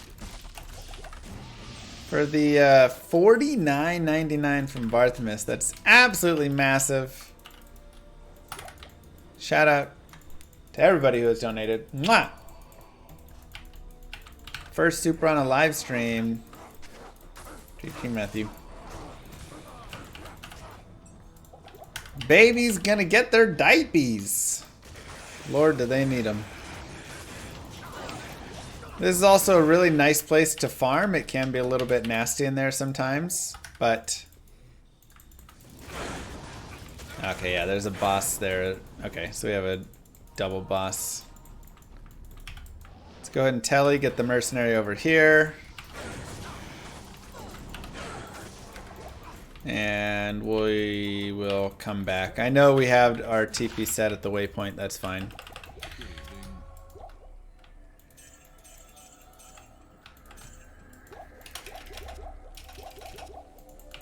Just do that.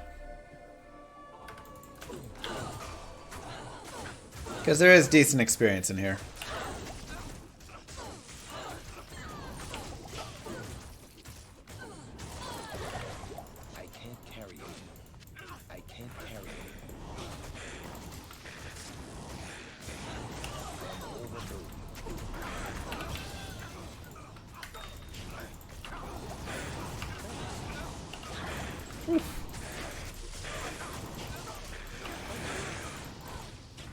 That is quite nasty with the lightning enchant as well.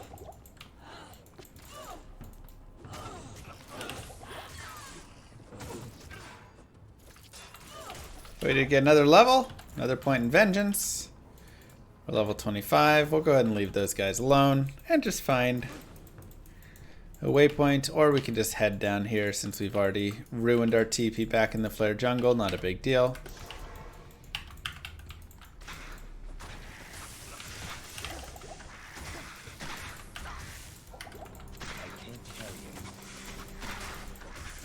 Pretty easy sewers.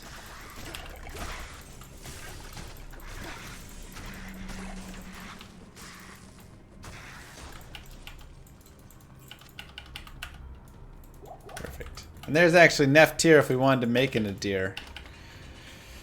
Which I feel pretty fine without. I'll probably just go Row Runes in my helm instead. That'll help out a lot in Act 4. But it does give us some options. Go ahead and grab the War Staff. When did I stop reading books? I still read books here and there. Not as many as I would like, but I mean, I've got 2 kids, I've got Llama RPG, I've got Diablo, trying to like get this back on track, and Path of Exile 2 coming up and stuff, so, you know, that's what it is.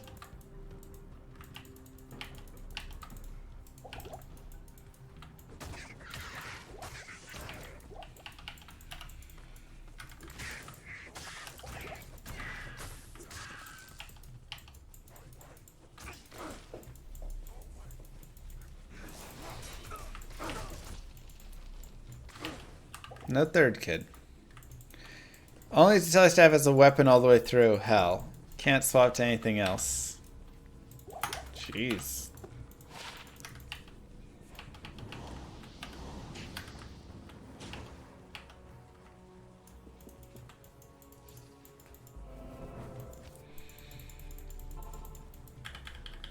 Do I remember where I farmed my 2x goal runes? I mean, cows probably dropped at least one. Maybe Lower Kuros dropped one. Oh wait, I have to go. Let's do this. This will be faster. Faster way to talk to Mashif.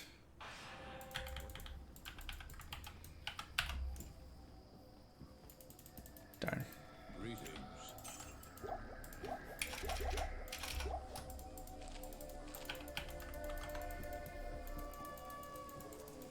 When does Kane charge ID items? If you don't save him, he charges you. Okay. So we have 10 stat points. I'll do a little more dex, a little more vitality. Put some gold away, drink that. I actually really love adding cold damage, though on this character it's not nearly as big of a deal because I get cold damage from Vengeance. But on other melee characters, that's actually really nice.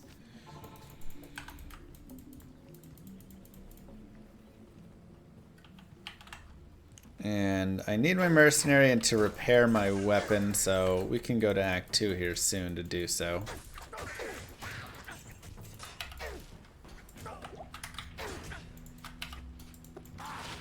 $18 to $50. Decent damage. 5% mana stolen per hit.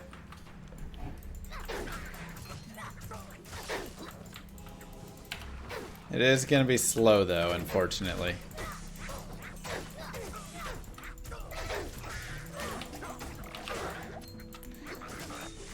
If it wasn't so slow, that could be an interesting two-hander. This is a nice damage boost.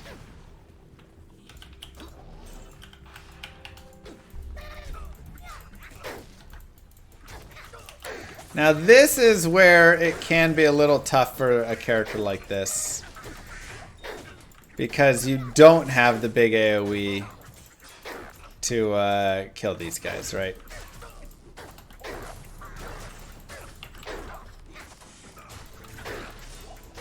So there's no fissure or anything like that. We're just having to fight one at a time. And our weapon broke too. So splitting them up a little bit can be a helpful way. Getting into more of a choke point can be a helpful way. Kind of have your variety there of choices.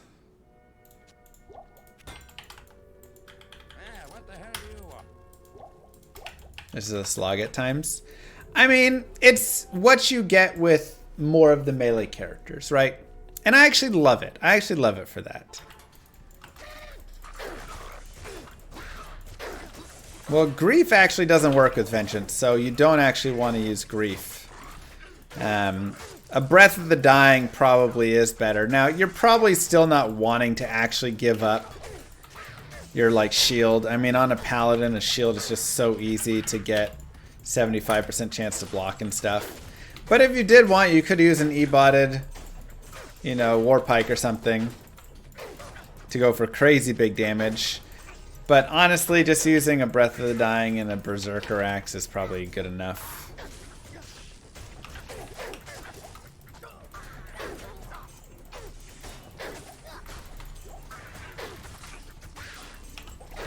And then you still get your blocking with a really nice shield. And you can use all sorts of things. You could use something like a Phoenix if you wanted. You could use... you know, I think that would be like a really decent shield for it. You could use Storm Shield, get some high TR.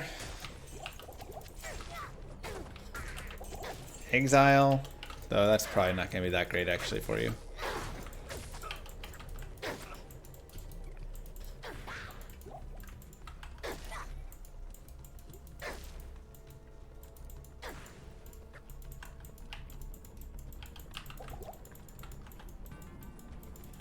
That's true, actually. The ED is wasted from Phoenix because it's off weapon.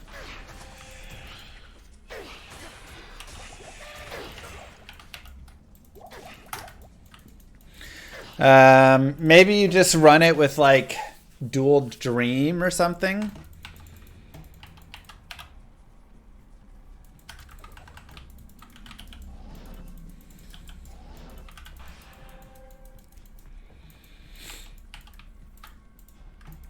Feels like that could be pretty strong.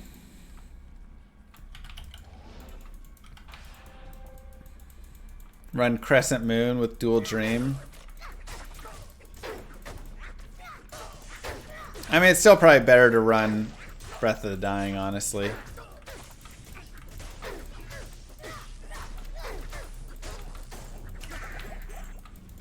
Haas is always a solid option, but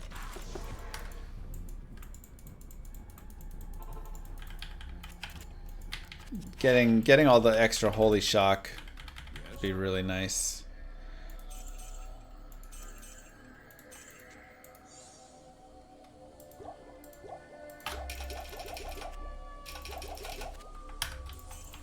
Okay.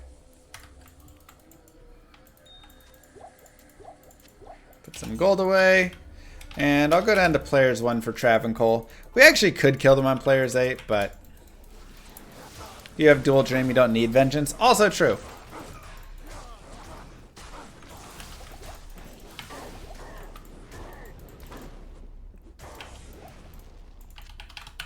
Yeah, I mean, vengeance is not the ideal, necessary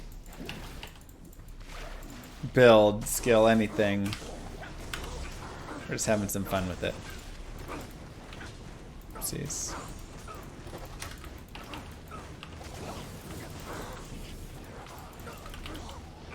Impossible.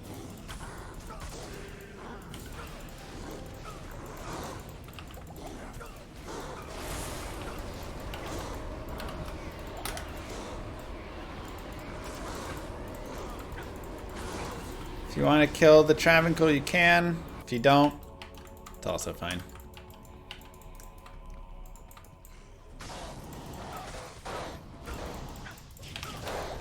Ow! That fire damage, really feeling it.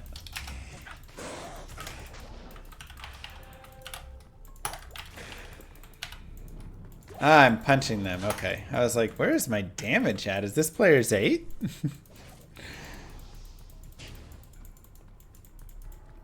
Nobody needs vengeance, but girls gotta have fun sometime. Precisely, some guy. Couldn't have said it better myself. Now we have Act 3 Mephisto here, and this is definitely a spot that you can farm a little bit if you want. Normal Mephisto doesn't have like the biggest range of stuff to drop, but it's not bad at all. Let's make sure we go down to players 1. And then we will run through, teleport over, and fight Mr. Mephisto.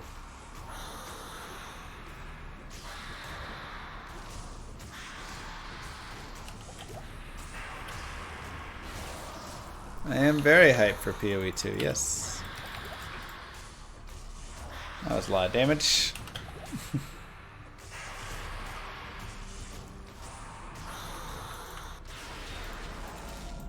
Alright. Not really good drops, but that's okay. Act 3 is done.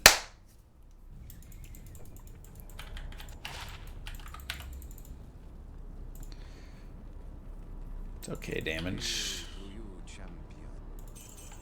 So here is where I like to get a pike, and if I can get one with lifesteal on it, I like to do that for my mercenary.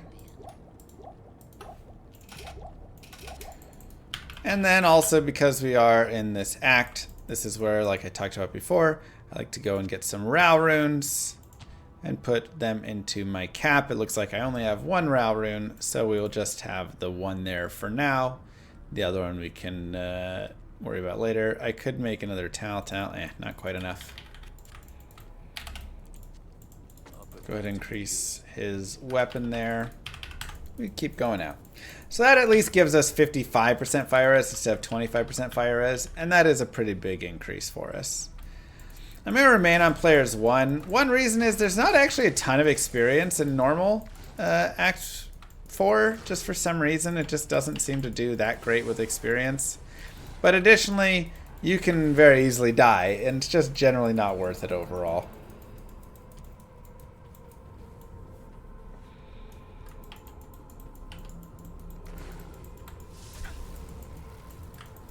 What mark?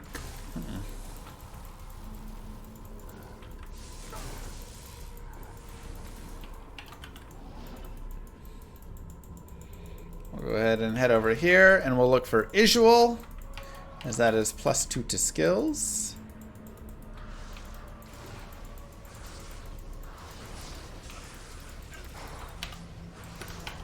Found the exit first, so we'll move forward and then we'll come back from a teleport.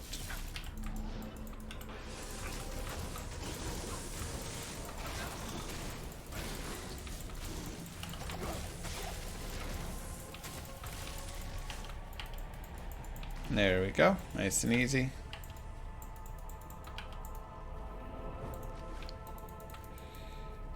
Fortitude and Phoenix do basically nothing for Vengeance. They will increase its physical damage, but they won't increase all the boost of all the other damage, so it's no better than, you know, just a basic Fort in Phoenix. So you'd just be basically running a much higher physical damage version of it.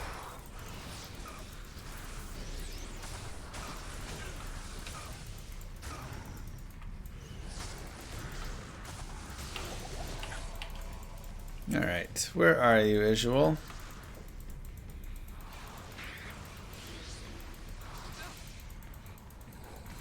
Yeah, those are pretty solid maps.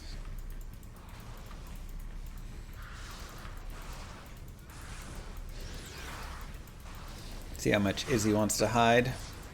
Why don't I use charge? I decided to not go with charge because I feel like a lot of viewers, maybe when I respec I will,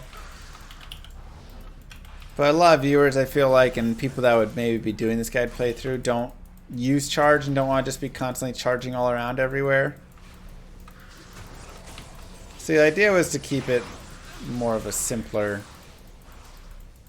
build, but I mean we could go into it now if we wanted. Alright, Isual just doesn't exist. That's it.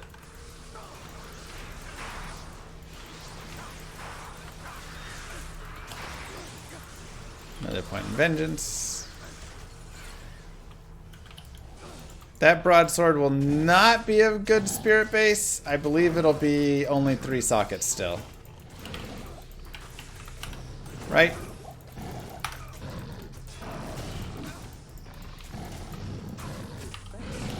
I don't think it quite will get 4 yet. Was it from a Venom Lord? Okay, then it will get 4.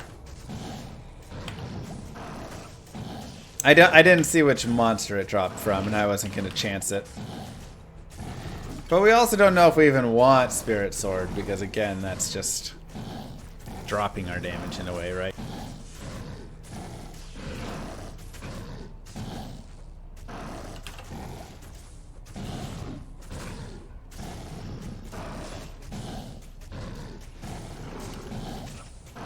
So we can actually take a look at that, though. Right, so if we go over there to Rune Words, and we go to Items, Rune Words, 110, Spirit. 4 sockets, swords, and shields. So, what does it look like in a sword? It has 2 doll skills, which is nice. That does increase our damage some. Some FCR, hit recovery is nice. And then it just kind of adds some flat damage. Now, obviously, you get some lifesteal, vitality, mana, whatever. But it has 0 min damage, 0 max damage, 0 ED. I don't think it's actually going to be a good option. I think it would be much better if we got, like, Honor or something instead, right? ML Ithtir Soul, 9 to min, 9 to max, 160 ED, get the 250 attack rating, get the lifesteal, get a little all skills. Like, that seems way better. Additionally, there's the Unbending Will, which I doubt is here. Unbending Will could be super dope. It does require a foul rune and an IO, but, you know, I mean, that could be really nice. 300 to 350 ED. Hustle Rune Word could be not bad. 30 IS, 180 to 200% ED. Chance for burst of speed and a little fanaticism. So we'll kind of take some looks, you know, as we get later on over there. Oops.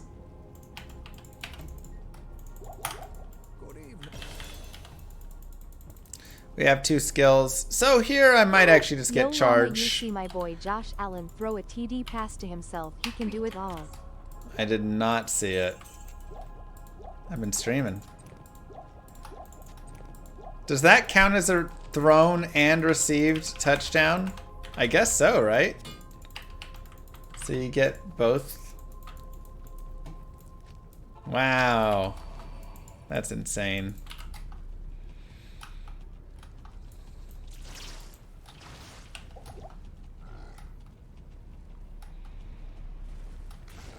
It doesn't count as a catch, though. Why wouldn't it count as a catch? CMC also blew his Achilles out? No way.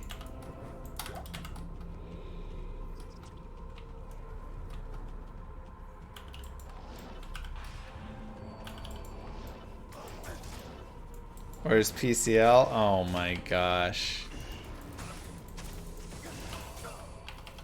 There's a video and his leg erupts. Do you get to watch the tendon just blow?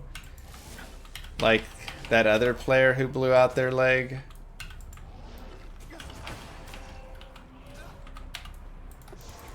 That was pretty nasty. Yeah, watch the vibrations as it snaps up. Okay, let's set Vengeance on our Z here. Yeah, Al-Hazir is gonna die. That's a little too much for him. Chaos Sanctuary is a very difficult area. So first off, being players 1 in here will just be better. But also, we want to make sure if we can to really try and separate some mobs off. And worst case, you can always just run away from them. Also, Llama, I got my computer fixed but couldn't retrieve the hard drive. So I guess I'm gonna start over on a hammered in LOL. Bro, no way. That's so sad. We'll drag these guys over here. Thanks, Rag. Honor and a Scourge would be really, yeah, you could do that through Hell. I actually wonder what I made in the LOD playthrough. I feel like it was probably Honor. But I'd be very curious if somebody goes back and looks at what I'm running in like Nightmare.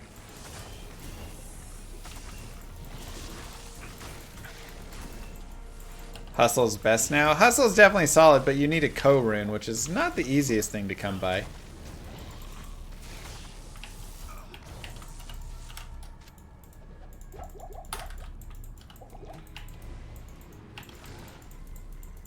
Use conversion with Vengeance. I mean, conversion's nice. Oh my god, the fire damage. Oh, I have 55% fire res and it's like meaningless. I mean, think about how fast I would be dying if I didn't even have this much though.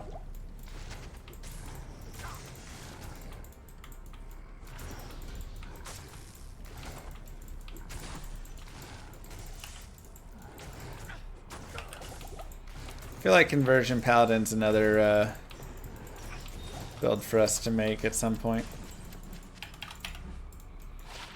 18 to attack rating. Not really much else. Not worth.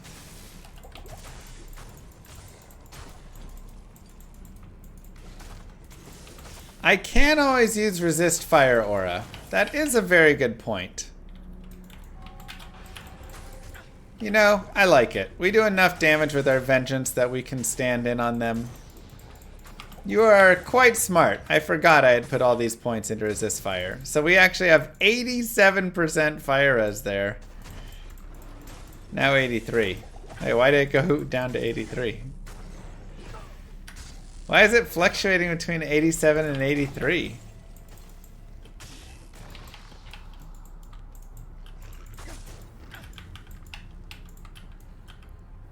What?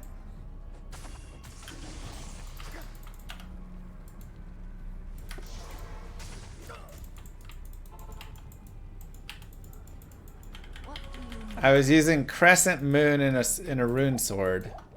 I mean, that sounds really nice. +4 during attack? Yeah, why am I getting +4 during attack?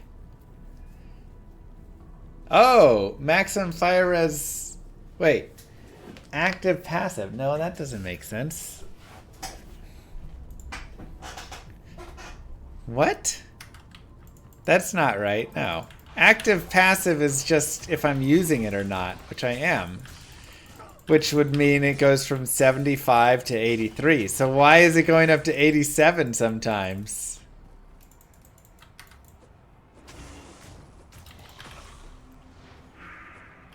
I do not know.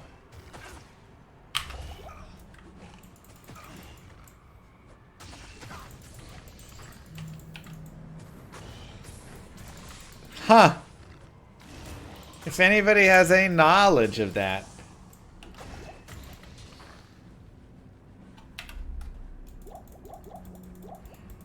Yeah, active is not like when you're actively swinging your sword or anything. Well, no. See, like, it's 83, but then if I go swing, it's 87. Back to 83. I swing there, it doesn't go up.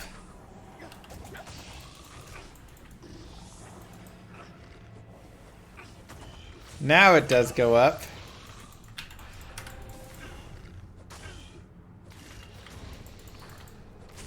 But 83 is where it should be at. Like, 83 is the correct number.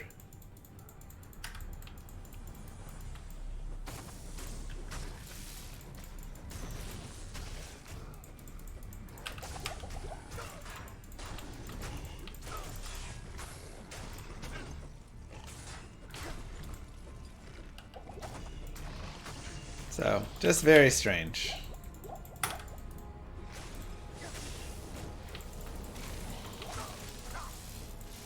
Nah, my shield does nothing. Just increases my block chance a little bit.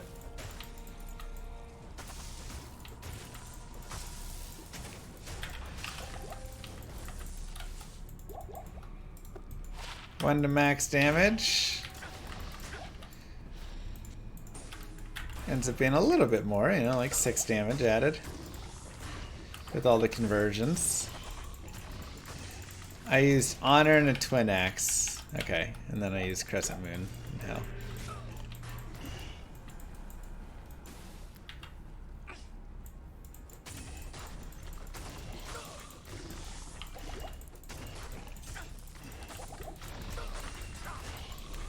I mean, peace is solid with the Valkyrie, man.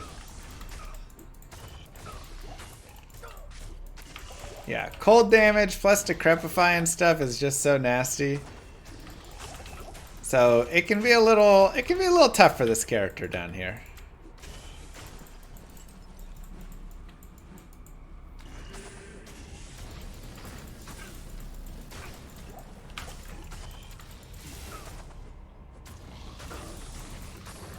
Or in. I also dropped a Raven Frost? No way. Well, that's super nice. I had Crescent Moon and Raven Frost on that run. That's insane. Alright, well this will be probably more realistic then.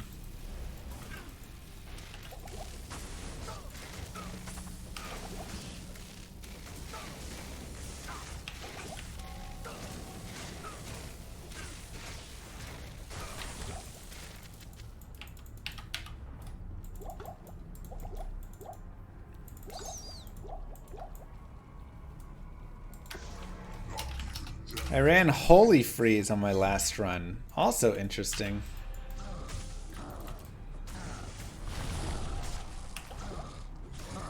Instead of Conviction.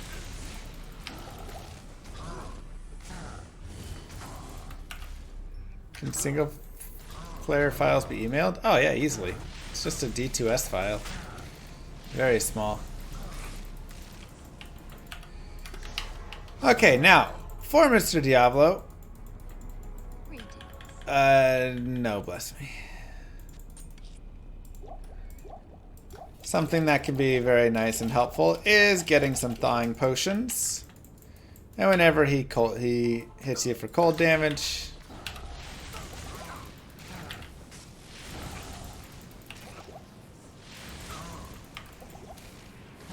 okay. Annoying.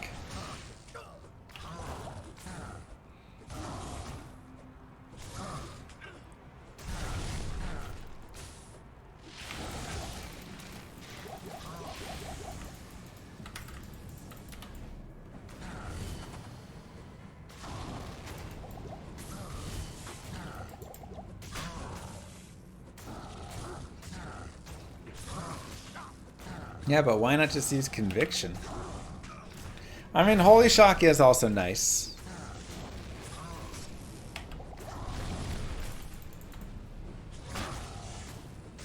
But I just feel like Conviction's gonna add so much. Lowers the res of cold, fire, and light, and so that's a boost to all of those.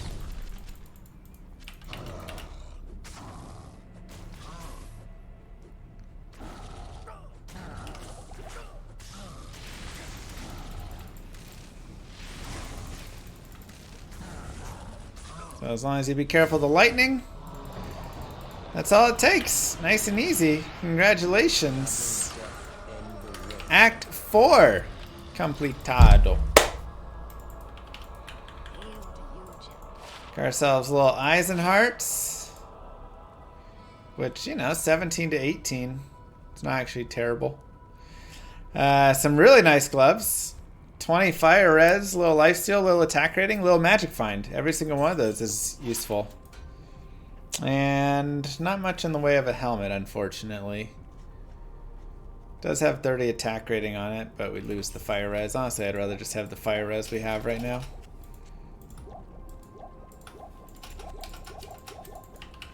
Grab those. Grab here. Yeah, and Conviction reduces enemy defense. So I'm very shocked I didn't run that. I guess we can, before we head out, we can go back here.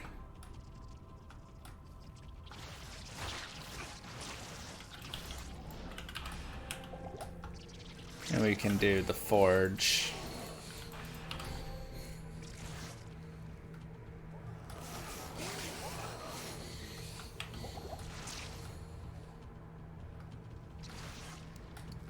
Cube sword any good?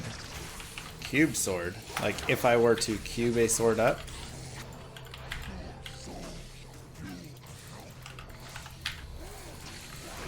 Don't love these mob spawns because it's all summoner mobs, so there's tons and tons of those dudes. It's annoying actually.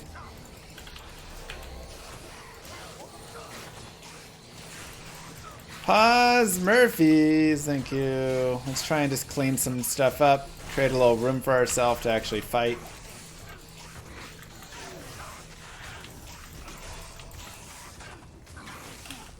There we go. Not too bad.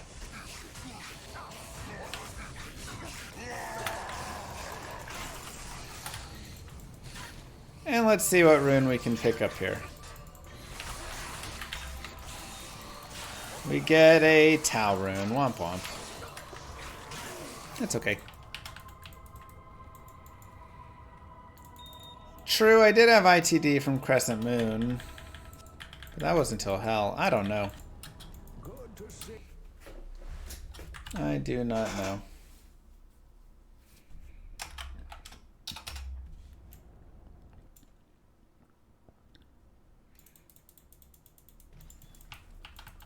Oh, we should do a clap emoji, shouldn't we?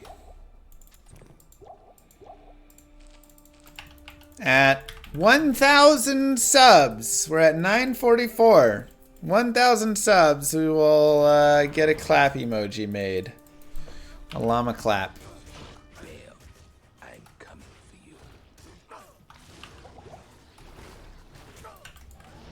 for you. Kicker, thank you for the prime.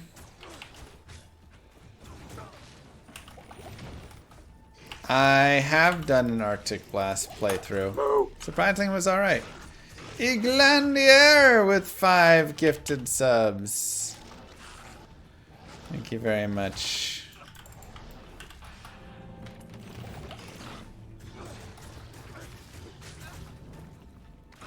Holy Freeze was normal? Okay. We had 3K subs on that video. I mean, I did just come off of like a month of leave, which dropped our sub count a lot. Plus, I was just, you know, the time when she is pregnant towards the end and you're having to help around a lot more. So I wasn't able to work nearly as much before, but we are now getting back to where we will be able to work more.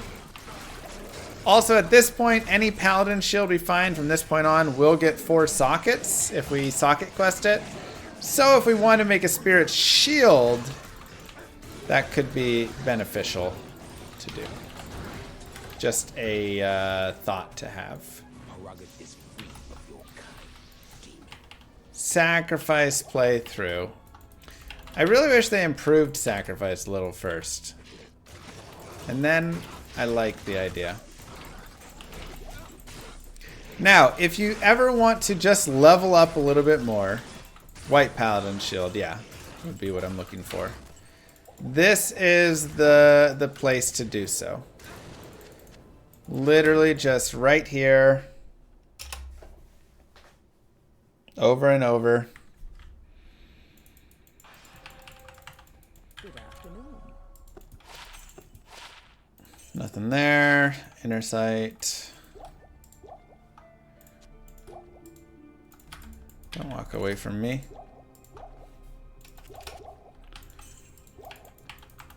And you can even go up to a higher player count if you want. But this is a great place to just easily level up. I'd say is the biggest piece. It's not that concerning. You're not in like a really scary spot where you're gonna die a bunch. So you can just easily come out here.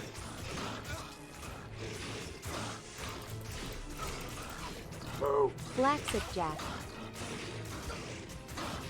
Thanks, Nice Gaming.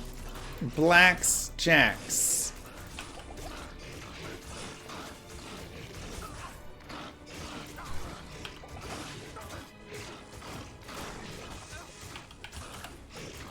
And if you just want to level up, you know, one time you can do that. If you want to level up to like 30, 32, 33, 35, you can do that as well.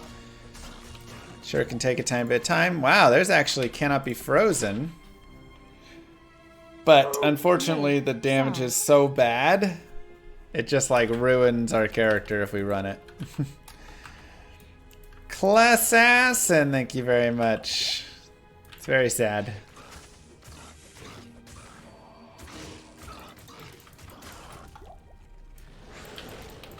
I'd also say at this point we're starting to feel the lack of our damage a little bit. Now we are on player's aid, of course, but our damage is starting to kind of be a little bit more lacking, as this flail is, you know, only 1 to 40, so we need a bigger stick, as Mugro would say.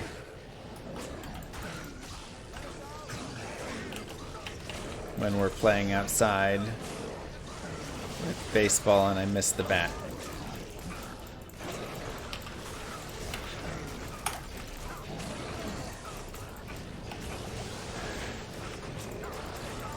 I have a guide for Vengeance Paladin? That's what this is.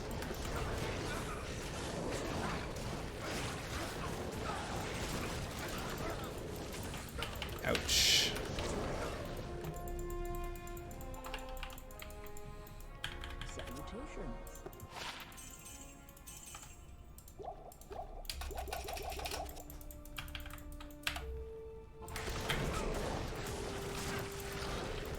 I actually want to fight the Crushed Beast, so we'll just save the barbs and roll forward.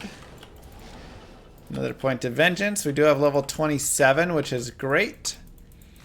As we just want to really get 30 so we can respec and get that conviction rolling. I think that'll do a lot for us.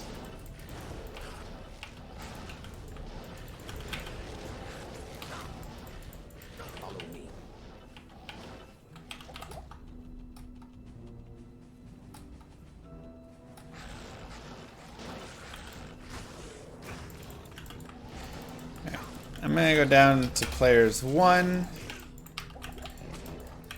Players 8 just a little hard right now for kind of general killing along the way.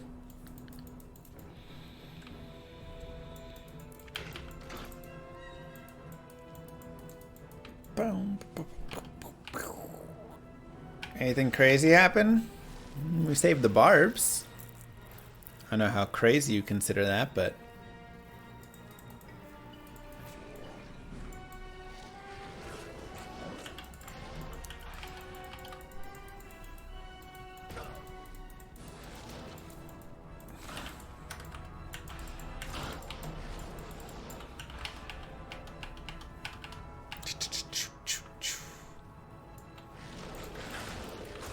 true.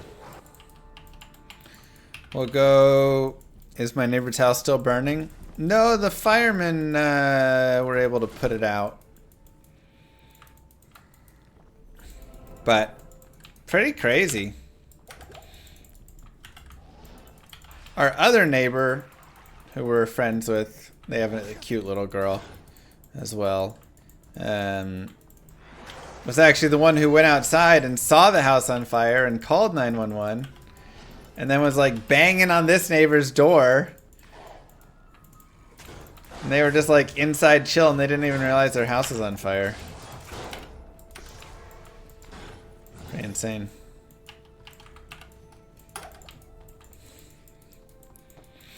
Wow, binary. He was like, yeah, I just went out to take the trash out and I looked over and there was just flames.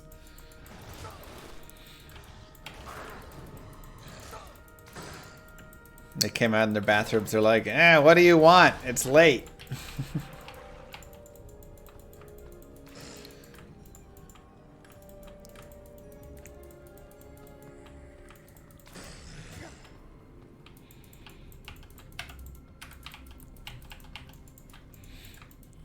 Like, yeah. Do they know how it happened? I mean, probably by now, I don't know.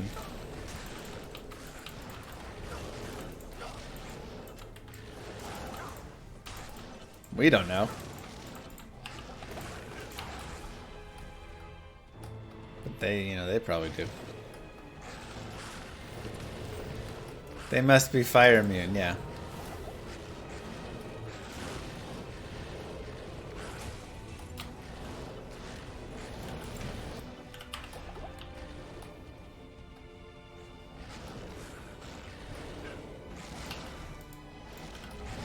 Something probably got too hot and caught fire.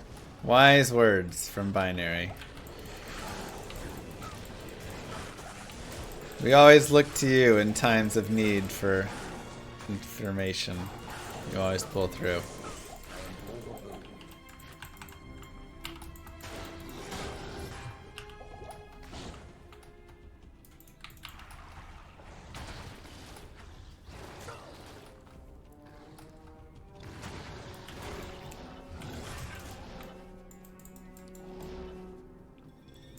There's a big debate about which aura to run. Yeah, it really feels like there's a lot of options here. Alright, so let's go back. Let's put some rejuves away.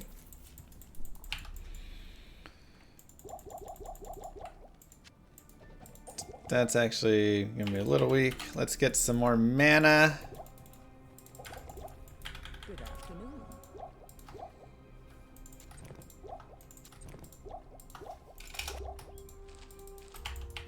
Okay, let's go fight. Make sure we're players 1. Now, something that you can do to help out. One is you can come down here. Talik will not spin you if you are right here and he's coming at you in a straight or perpendicular to the cliff direction, because then he would whirlwind off the cliff. That does make sense. Come on. Additionally, it can be helpful to break them up, right? So you can see that by me immediately turning and coming down here, I was able to actually separate these two from Maddock. And so now I don't have to worry about also getting pummeled by Maddock at the same time. I believe so, Justin.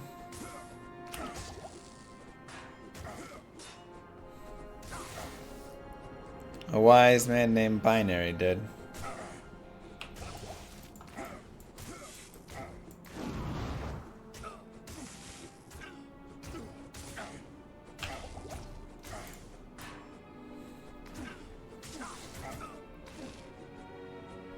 Where's my mercenary? Oh yeah, I could have resurrected my mercenary for this, I guess. I figured Maddock would just follow. So they follow for a majority, but not the entirety of the screen. So you actually can, if you go enough distance away,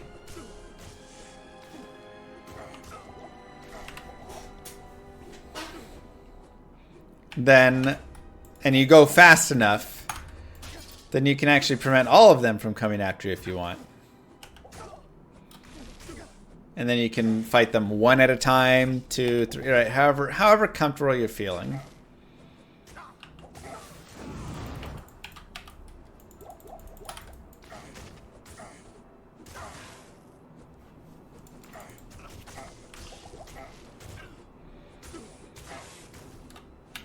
Yeah, we don't really have great boots. They were okay temps.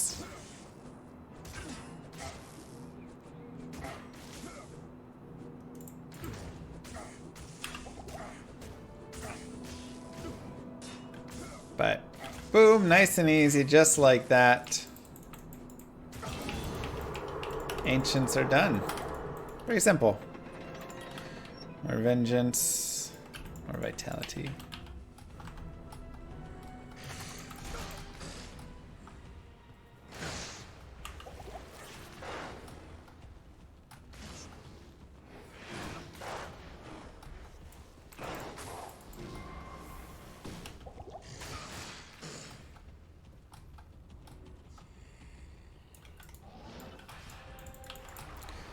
Straight across.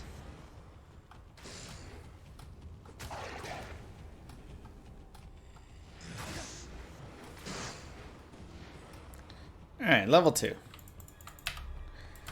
If you want to get the waypoint here, you can. It can be, you know, an alright place to gain a little bit of a few levels here and there, or just a little safety. If not, also not a big deal. You don't have to farm here. And honestly, farming Bale Waves isn't the best because there is Decrepify, and that just kind of murders us, right? So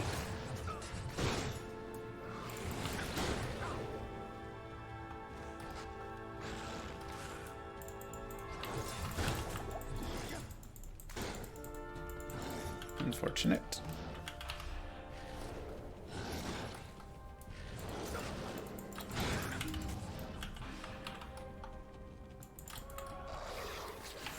Honestly, farming Nightmare Akinisha is not a terrible place to farm. Also, of course, if we just farm in the, You know, like in the Blood Moor, in the Cold Plains, in the Tower. We can do kind of just general farming around Act 1 of Nightmare to level up a little bit more. But we'll be, you know, wanting to pick up some runes anyways, so farming in the Tower is not a horrible place because, hey, we spend some time down there, we get some nice runes, then we come out of there with decent levels and we're good to go. But I also, like I've recommended before, would say, yeah, if you just want to go farm around here in normal, do some like Eldritch runs over and over again until you're mid-30s. Honestly, pretty recommended for people that are playing through here. It will do a lot in helping your characters out.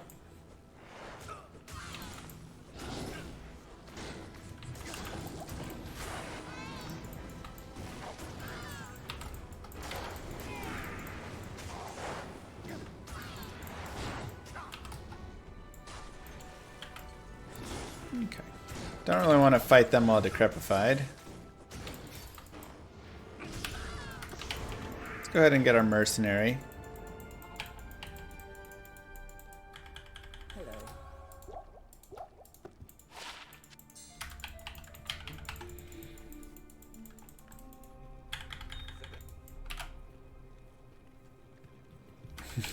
I don't know, Binary. I'm not well versed on insurance fraud.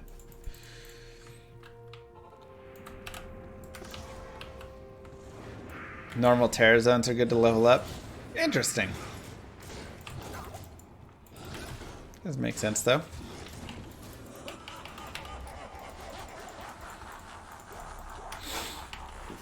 I haven't considered much of terror zones, but it could actually be nice for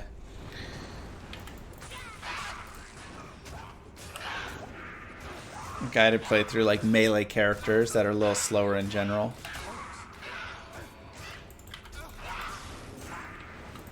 We can go see what area is terrorized and maybe try one out.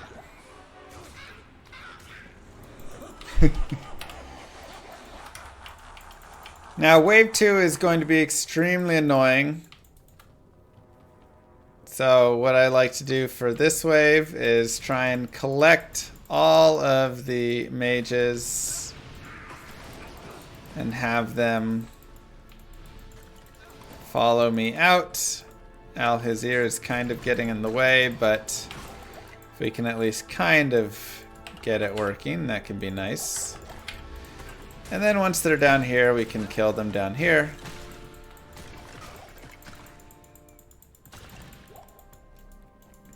But this way they're not going to get revived over and over and over again. That'll just be super awful. Then we can come up here.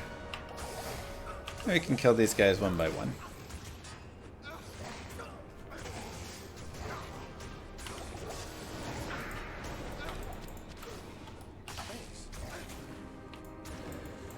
Now, that poison damage is pretty nasty, so we'll go back.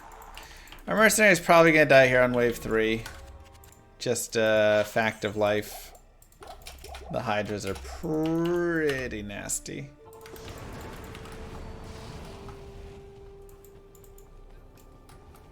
But again, we can see if we can drag a little down, get away from Bale.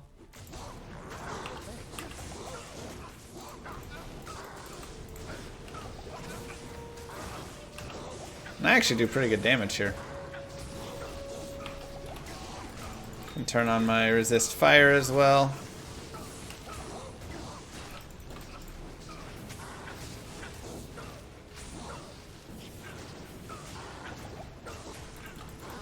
It's a good day, Ridiculous.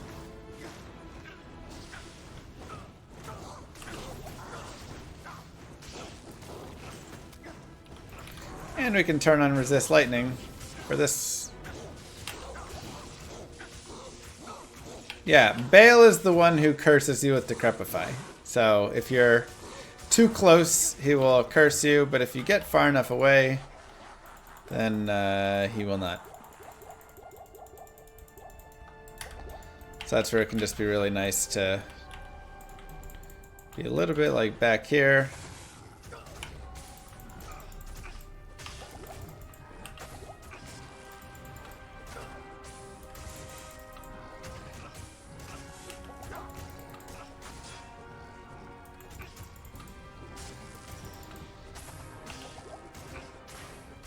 And again, the main thing is just like trying to get surrounded.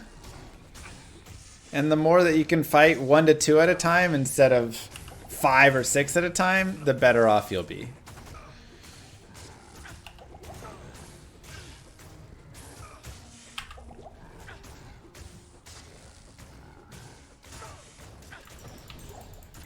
So that's probably your main advice with it.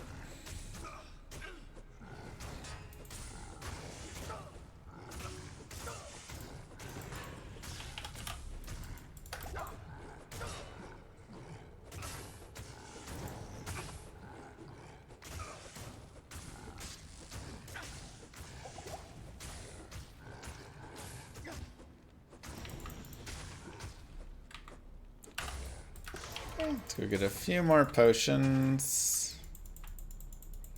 The mana cost on Vengeance at 6.5 is really starting to be chonky.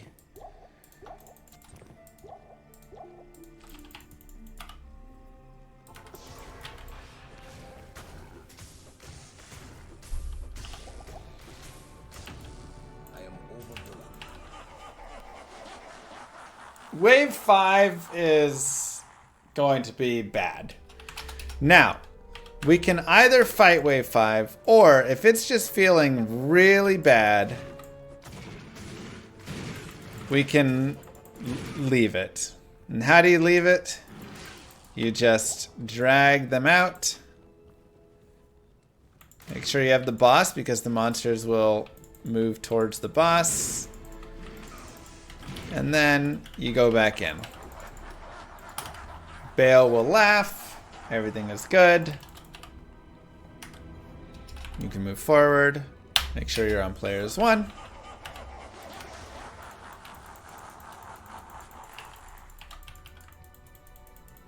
And we will go repair. Oh, we don't have enough gold for the reparations. What do you need? I think it's just repairs. But what did we talk about with these staves that we had before? We can get them sold for all that money. So now we can repair. And this is why you can't use all your teleport charges like too crazy, because they're actually pretty expensive. I should have got thawing potions.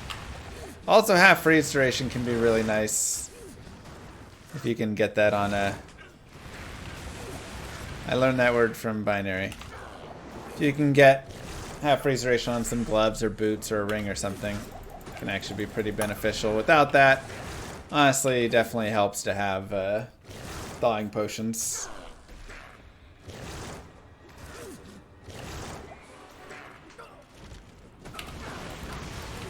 Let's go get thawing potions. And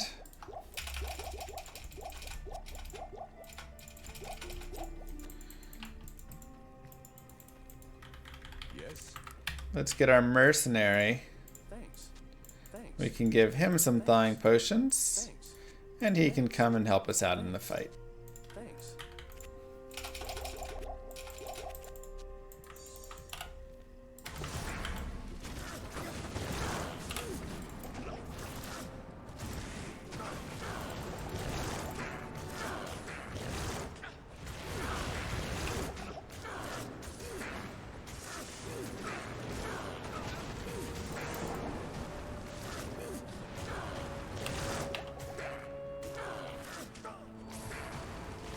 Thawing potions stack on a mercenary and on yourself in terms of the cold res. So now he's got like 3 to 4 minutes of cold res. And you'll see he's got 85 cold res because it actually gives you 10 max cold res additionally. It's 50% cold res, 10 max cold res for 30 seconds every thawing potion.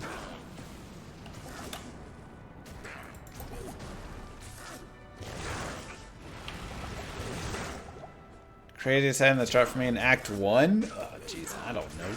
I assume you mean Act 1 of normal.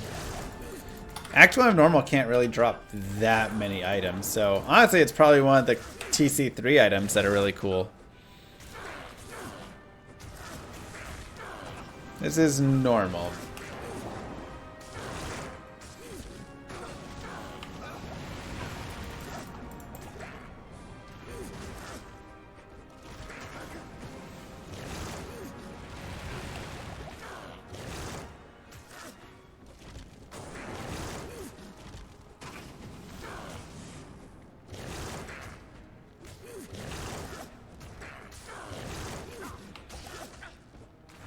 Breath of the Dying Phase Blade? There's no damage on it. You need damage for Vengeance, so you'd want the Berserker Axe for sure. Gold Dagger is probably one of the coolest drops you can get, like, in Act 1 really early on. I have a Malice right now.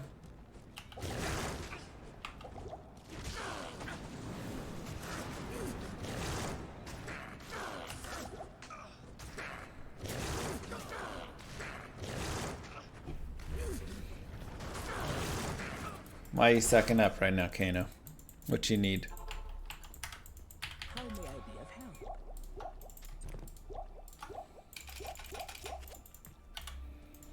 help? Would you ever use a 6 open socket non-Eth Berserker Axe? Nope.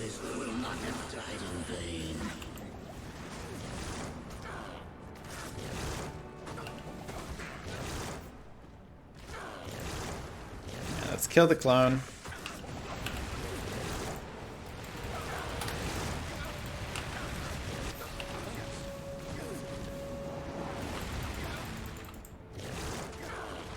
Yeah, Bale can be a little obnoxious. Yeah, I had a really weird resist fire bug. I mean, it might not be a bug. It might be like something I just don't... I don't know.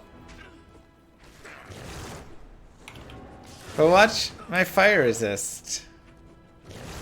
Why does it go up to 87% sometimes?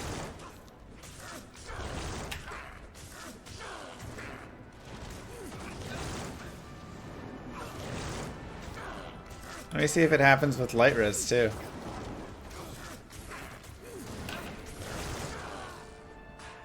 Nope. Just with the fire res.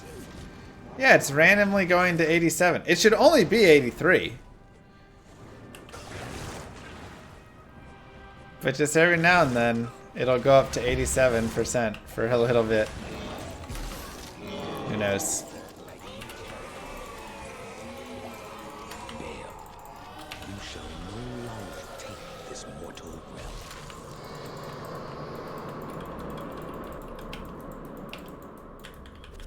No, it was happening with non-mana burning characters as well. Those are actually decent gloves. Pretty good res. I might keep those as a consideration. Wow! 2 to Amazon skills, 20 IAS. On a carrying needle longbow. Very interesting. 19 to 36 damage, 10 IAS, 5% bonus attack rating, some lifesteal. Darn. That could have actually been an interesting weapon for us to use as well in Nightmare. It like almost is, you know? Because it does have decent damage.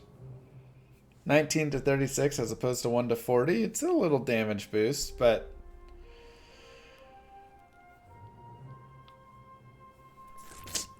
it's ethereal. It's not going to quite be enough. Alright.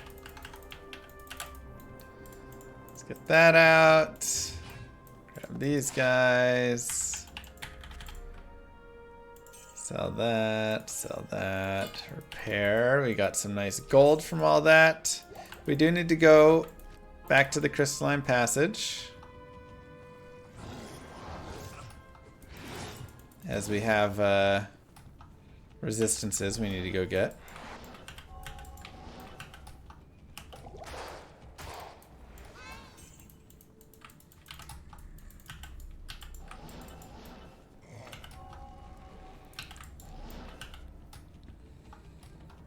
It's my favorite map, I'd say.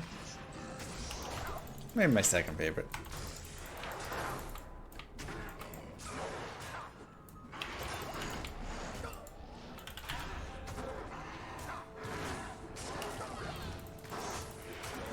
Yes, I'll be playing PoE 2. I'm not sure which class yet. I'm still kind of deciding. I liked the Ranger a lot.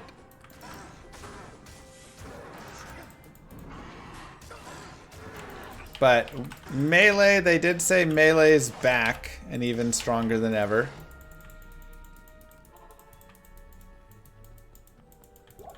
Salutations.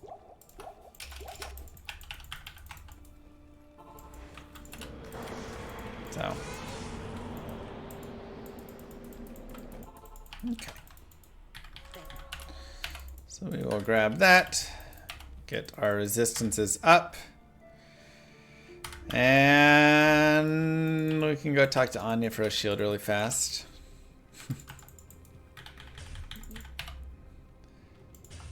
Sure.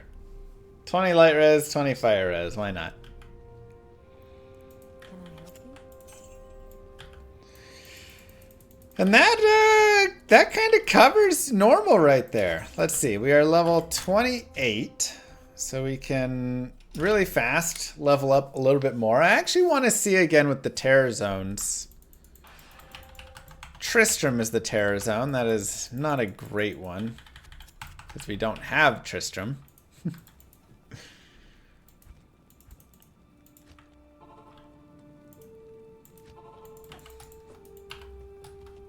Let's come up here and kill here. Yes, it does have many packs close together. But I did not save Kane, so we'd have to go back and save Kane first.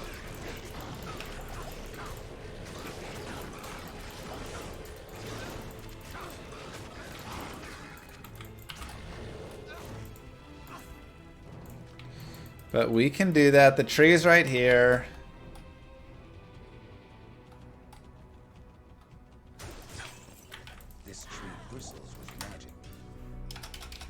We didn't leave him to die in the cage. He gets out, okay? Good day.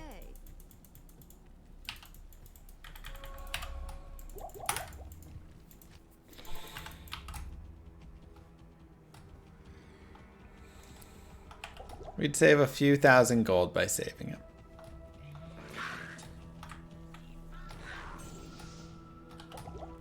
At this point, it's basically role-playing, yeah.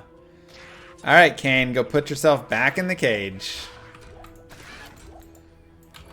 We know you got out, but let's pretend like we don't.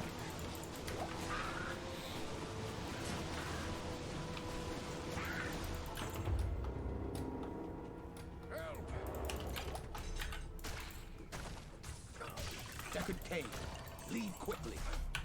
I guess we'd want to be players 8, huh? These areas.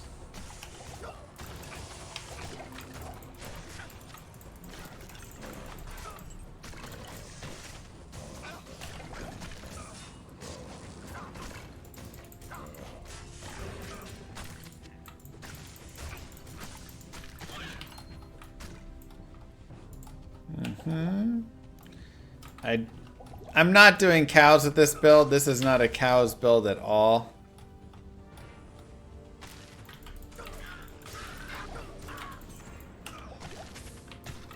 Man.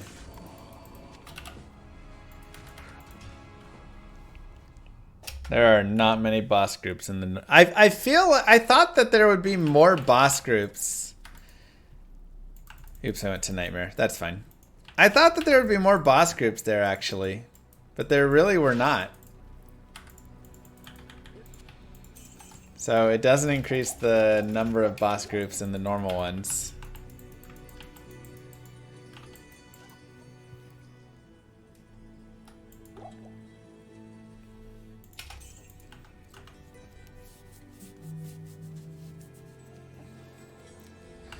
Yeah, TZ doesn't increase the number of boss groups. So, I mean, it just stinks in normal then, because you really just get the couple. So, oh well. That is part normal. Let's take a quick review of our gear, our stats, our skills, everything where we're at, and then we can discuss a little bit of strategy maybe for Nightmare. So, stats-wise, we have enough strength that we could use Malice.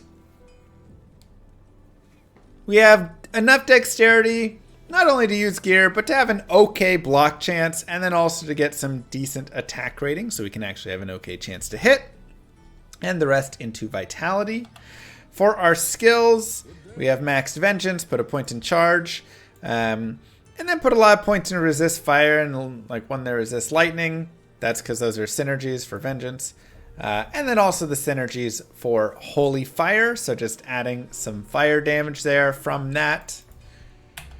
And for our gear, we have malice, which is decent, but it's definitely starting to fall off. At this point, getting a rune word and an exceptional base is definitely where we want to go. I would say, if we, I'm going to look later. I would say looking for honor would be probably our next upgrade until we can move into maybe a hustle or something beyond with that. But this got us through normal in a decent amount of time. It was like, 3 hours or so. Not too shabby. Our helm just has some fire res right now with the Rao rune. Obviously, we have another Rao now, so we could put that in there. Or, since we have pretty good fire res, we could put in an Ort rune maybe, just for decent light res. Do like a Rao Ort helm and carry that for a bit until we maybe get a lore or whatever it is that we want. 1 to max damage Ammy, nothing really great here, but it does add a tiny bit of damage. 20 light res, 20 fire res, 17 faster recovery shield. Again, nothing crazy here. Ancient's Pledge in a paladin shield could be nice. But, sorry, I'm tired. But we do have a 5 all res shield here that we could put a Shale Eth in as well for Cannot Be Frozen and some resistances. We got some really nice gloves at the end there. 20 fire res, 18 attack rating, low lifesteal, low MF. Love these gloves. These are going to be great. Probably keep these through the remainder unless we get, something nice like Death's Gloves and Sash or something. 1 mana per kill right here. A regular belt, so nothing on that. We'll shop something better there. 62 attack rating. This is 54 attack rating and a max damage. And then no boots. So we definitely have some room for upgrades. Nightmare will upgrade plenty of things. Part of that will just be from shopping. We'll literally just come up to Charcy and just like find ourselves a better belt and stuff. I mean, that's even already better than what we have. Go to Jeed, find ourselves some boots with, faster run walk and things. Find whatever, right? Like we can find some better pieces of gear down here. And then of course, just better weapons and stuff as we advance along. Otherwise, we can go around in like normal if we want, and we could do the cow farm. So I can go back right here, and we can like, let me find where the stony is, but I can show you. I should have picked up the leg just for that. I wasn't really thinking about it. But we can go into Tristram, get the cow leg, and then go farm cows. Because the Cow King actually, specifically just the King, has the best chances for dropping some really nice items for us. Death's Sash, Death's Glove, Hisaris Boots, Hisaris Belt, probably a couple Saigon's pieces, whatever. It is very, very much his just like specialty to drop.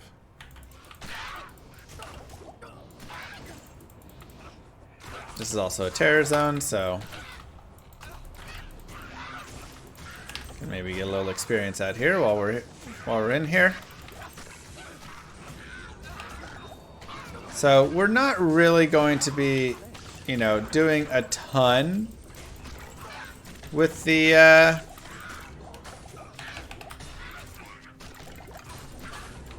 like cows, right? We're not gonna go kill all the cows and stuff. Just doesn't really work well for this character. But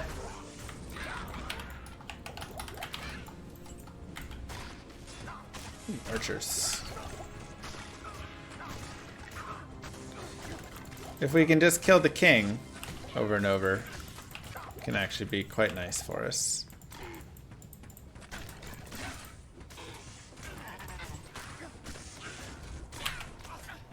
And something that is nice about terror zones is if you're doing them in like normal and nightmare, they can actually be super easy compared to fighting in the next difficulty where monsters get the additional mods and stuff. So that's one of my big recommendations for them, is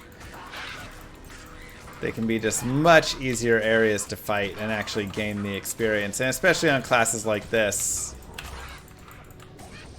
Now, with that being said, Tristram isn't that great of an area because there's not that many boss groups. And, 18 to 61 damage.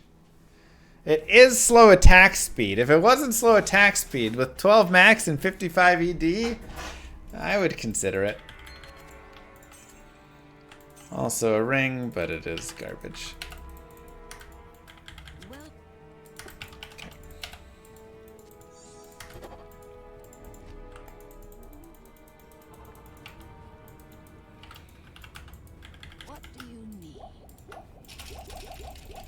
So you can't drop 4-socket items in normal.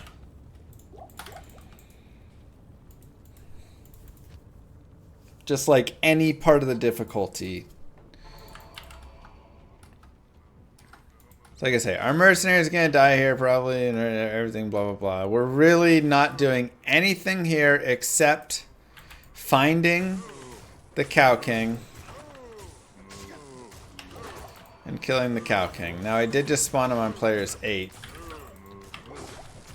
It's probably not the smartest thing, but I think I'm players 8, right? Yes. Ooh.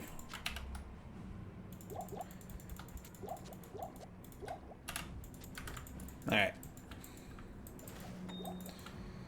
You're gonna drop a lot of items.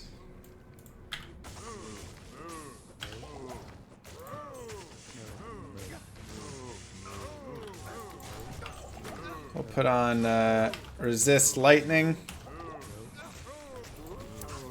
to help myself and mercenary out here.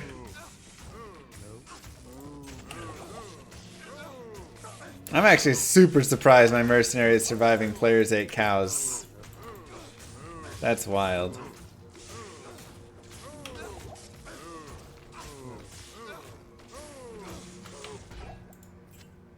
Alright. Nothing there.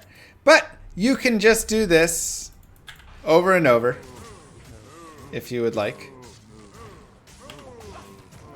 And like I say, when I say he has good drop chances on these items, I mean he has insane drop chances on these items. Like 1 in 40, 1 in 50 chances and stuff. So for many bosses, many times trying to find items, it's 1 in hundreds. The fact that you can get, you know, that on these is crazy. So it is very good chances. And like I say, if you get Death's Sash and Death's Gloves, IAS resistances cannot be frozen. 3 absolute massive boost. I would highly recommend it, right? Highly recommend, just like rinse and repeating there. And you can even see we gained a little bit of experience from it. Wasn't too bad. That was also on players 8. So we can go down to players 1. And we can see how it feels on P1 if we would like. I'm going to get more potions.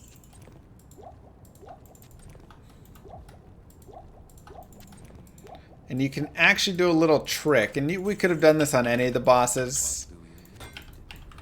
But I feel like here is especially. Getting Stonyfield Waypoint is also very helpful for this, by the way.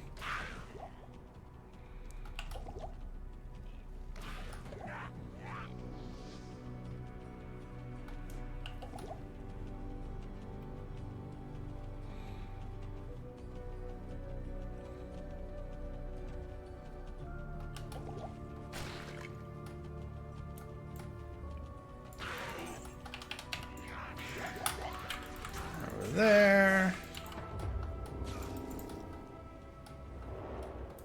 Also, increasing your magic find for this is definitely recommended.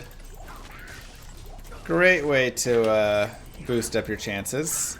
So that's where you can do stuff like put it, you know, topaz in your helmet. Right. Get an armor, put it in there. Buy some boots with 15% MF. Whatever little ways you can boost your magic find will be helpful here.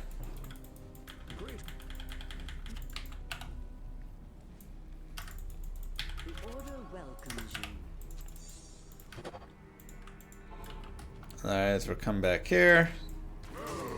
And what you can do actually is we can spawn the Cow King on players 1. We can go back to town or just get away from him. Set it to players 8. Then we can go back in and move back up towards him. And what will actually happen is he will have players 8 drops, despite still only being players 1 difficulty.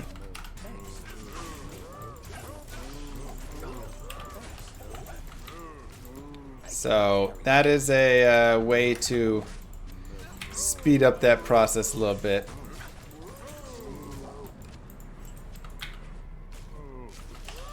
If desired. Little exploit. You don't have to use it if you don't want to. We also just did kill him on players 1. Or players 8 just before that.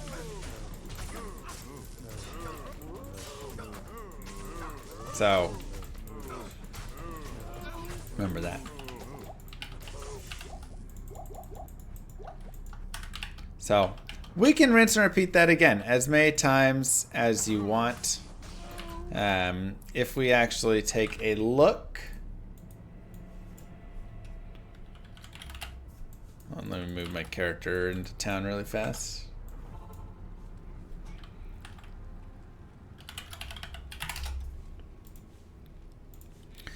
Silos Pen, Resurrected, players 8.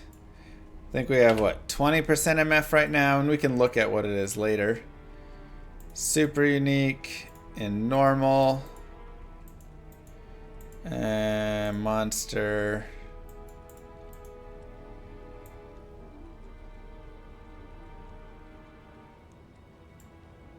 No.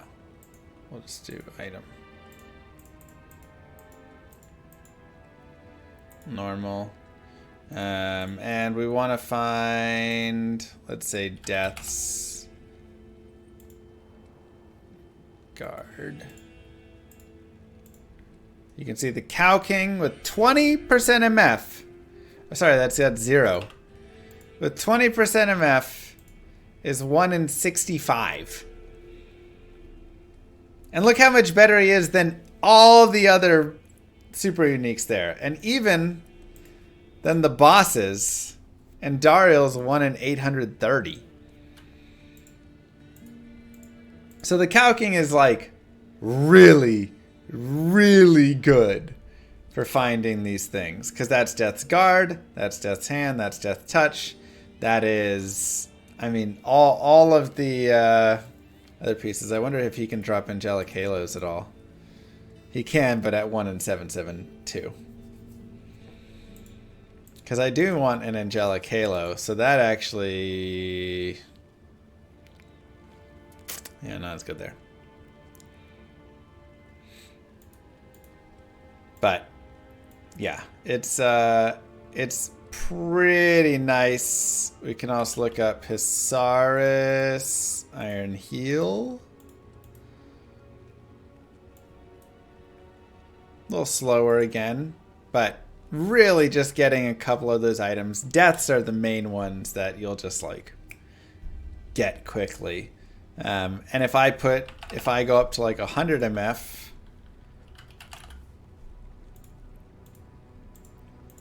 one in 43.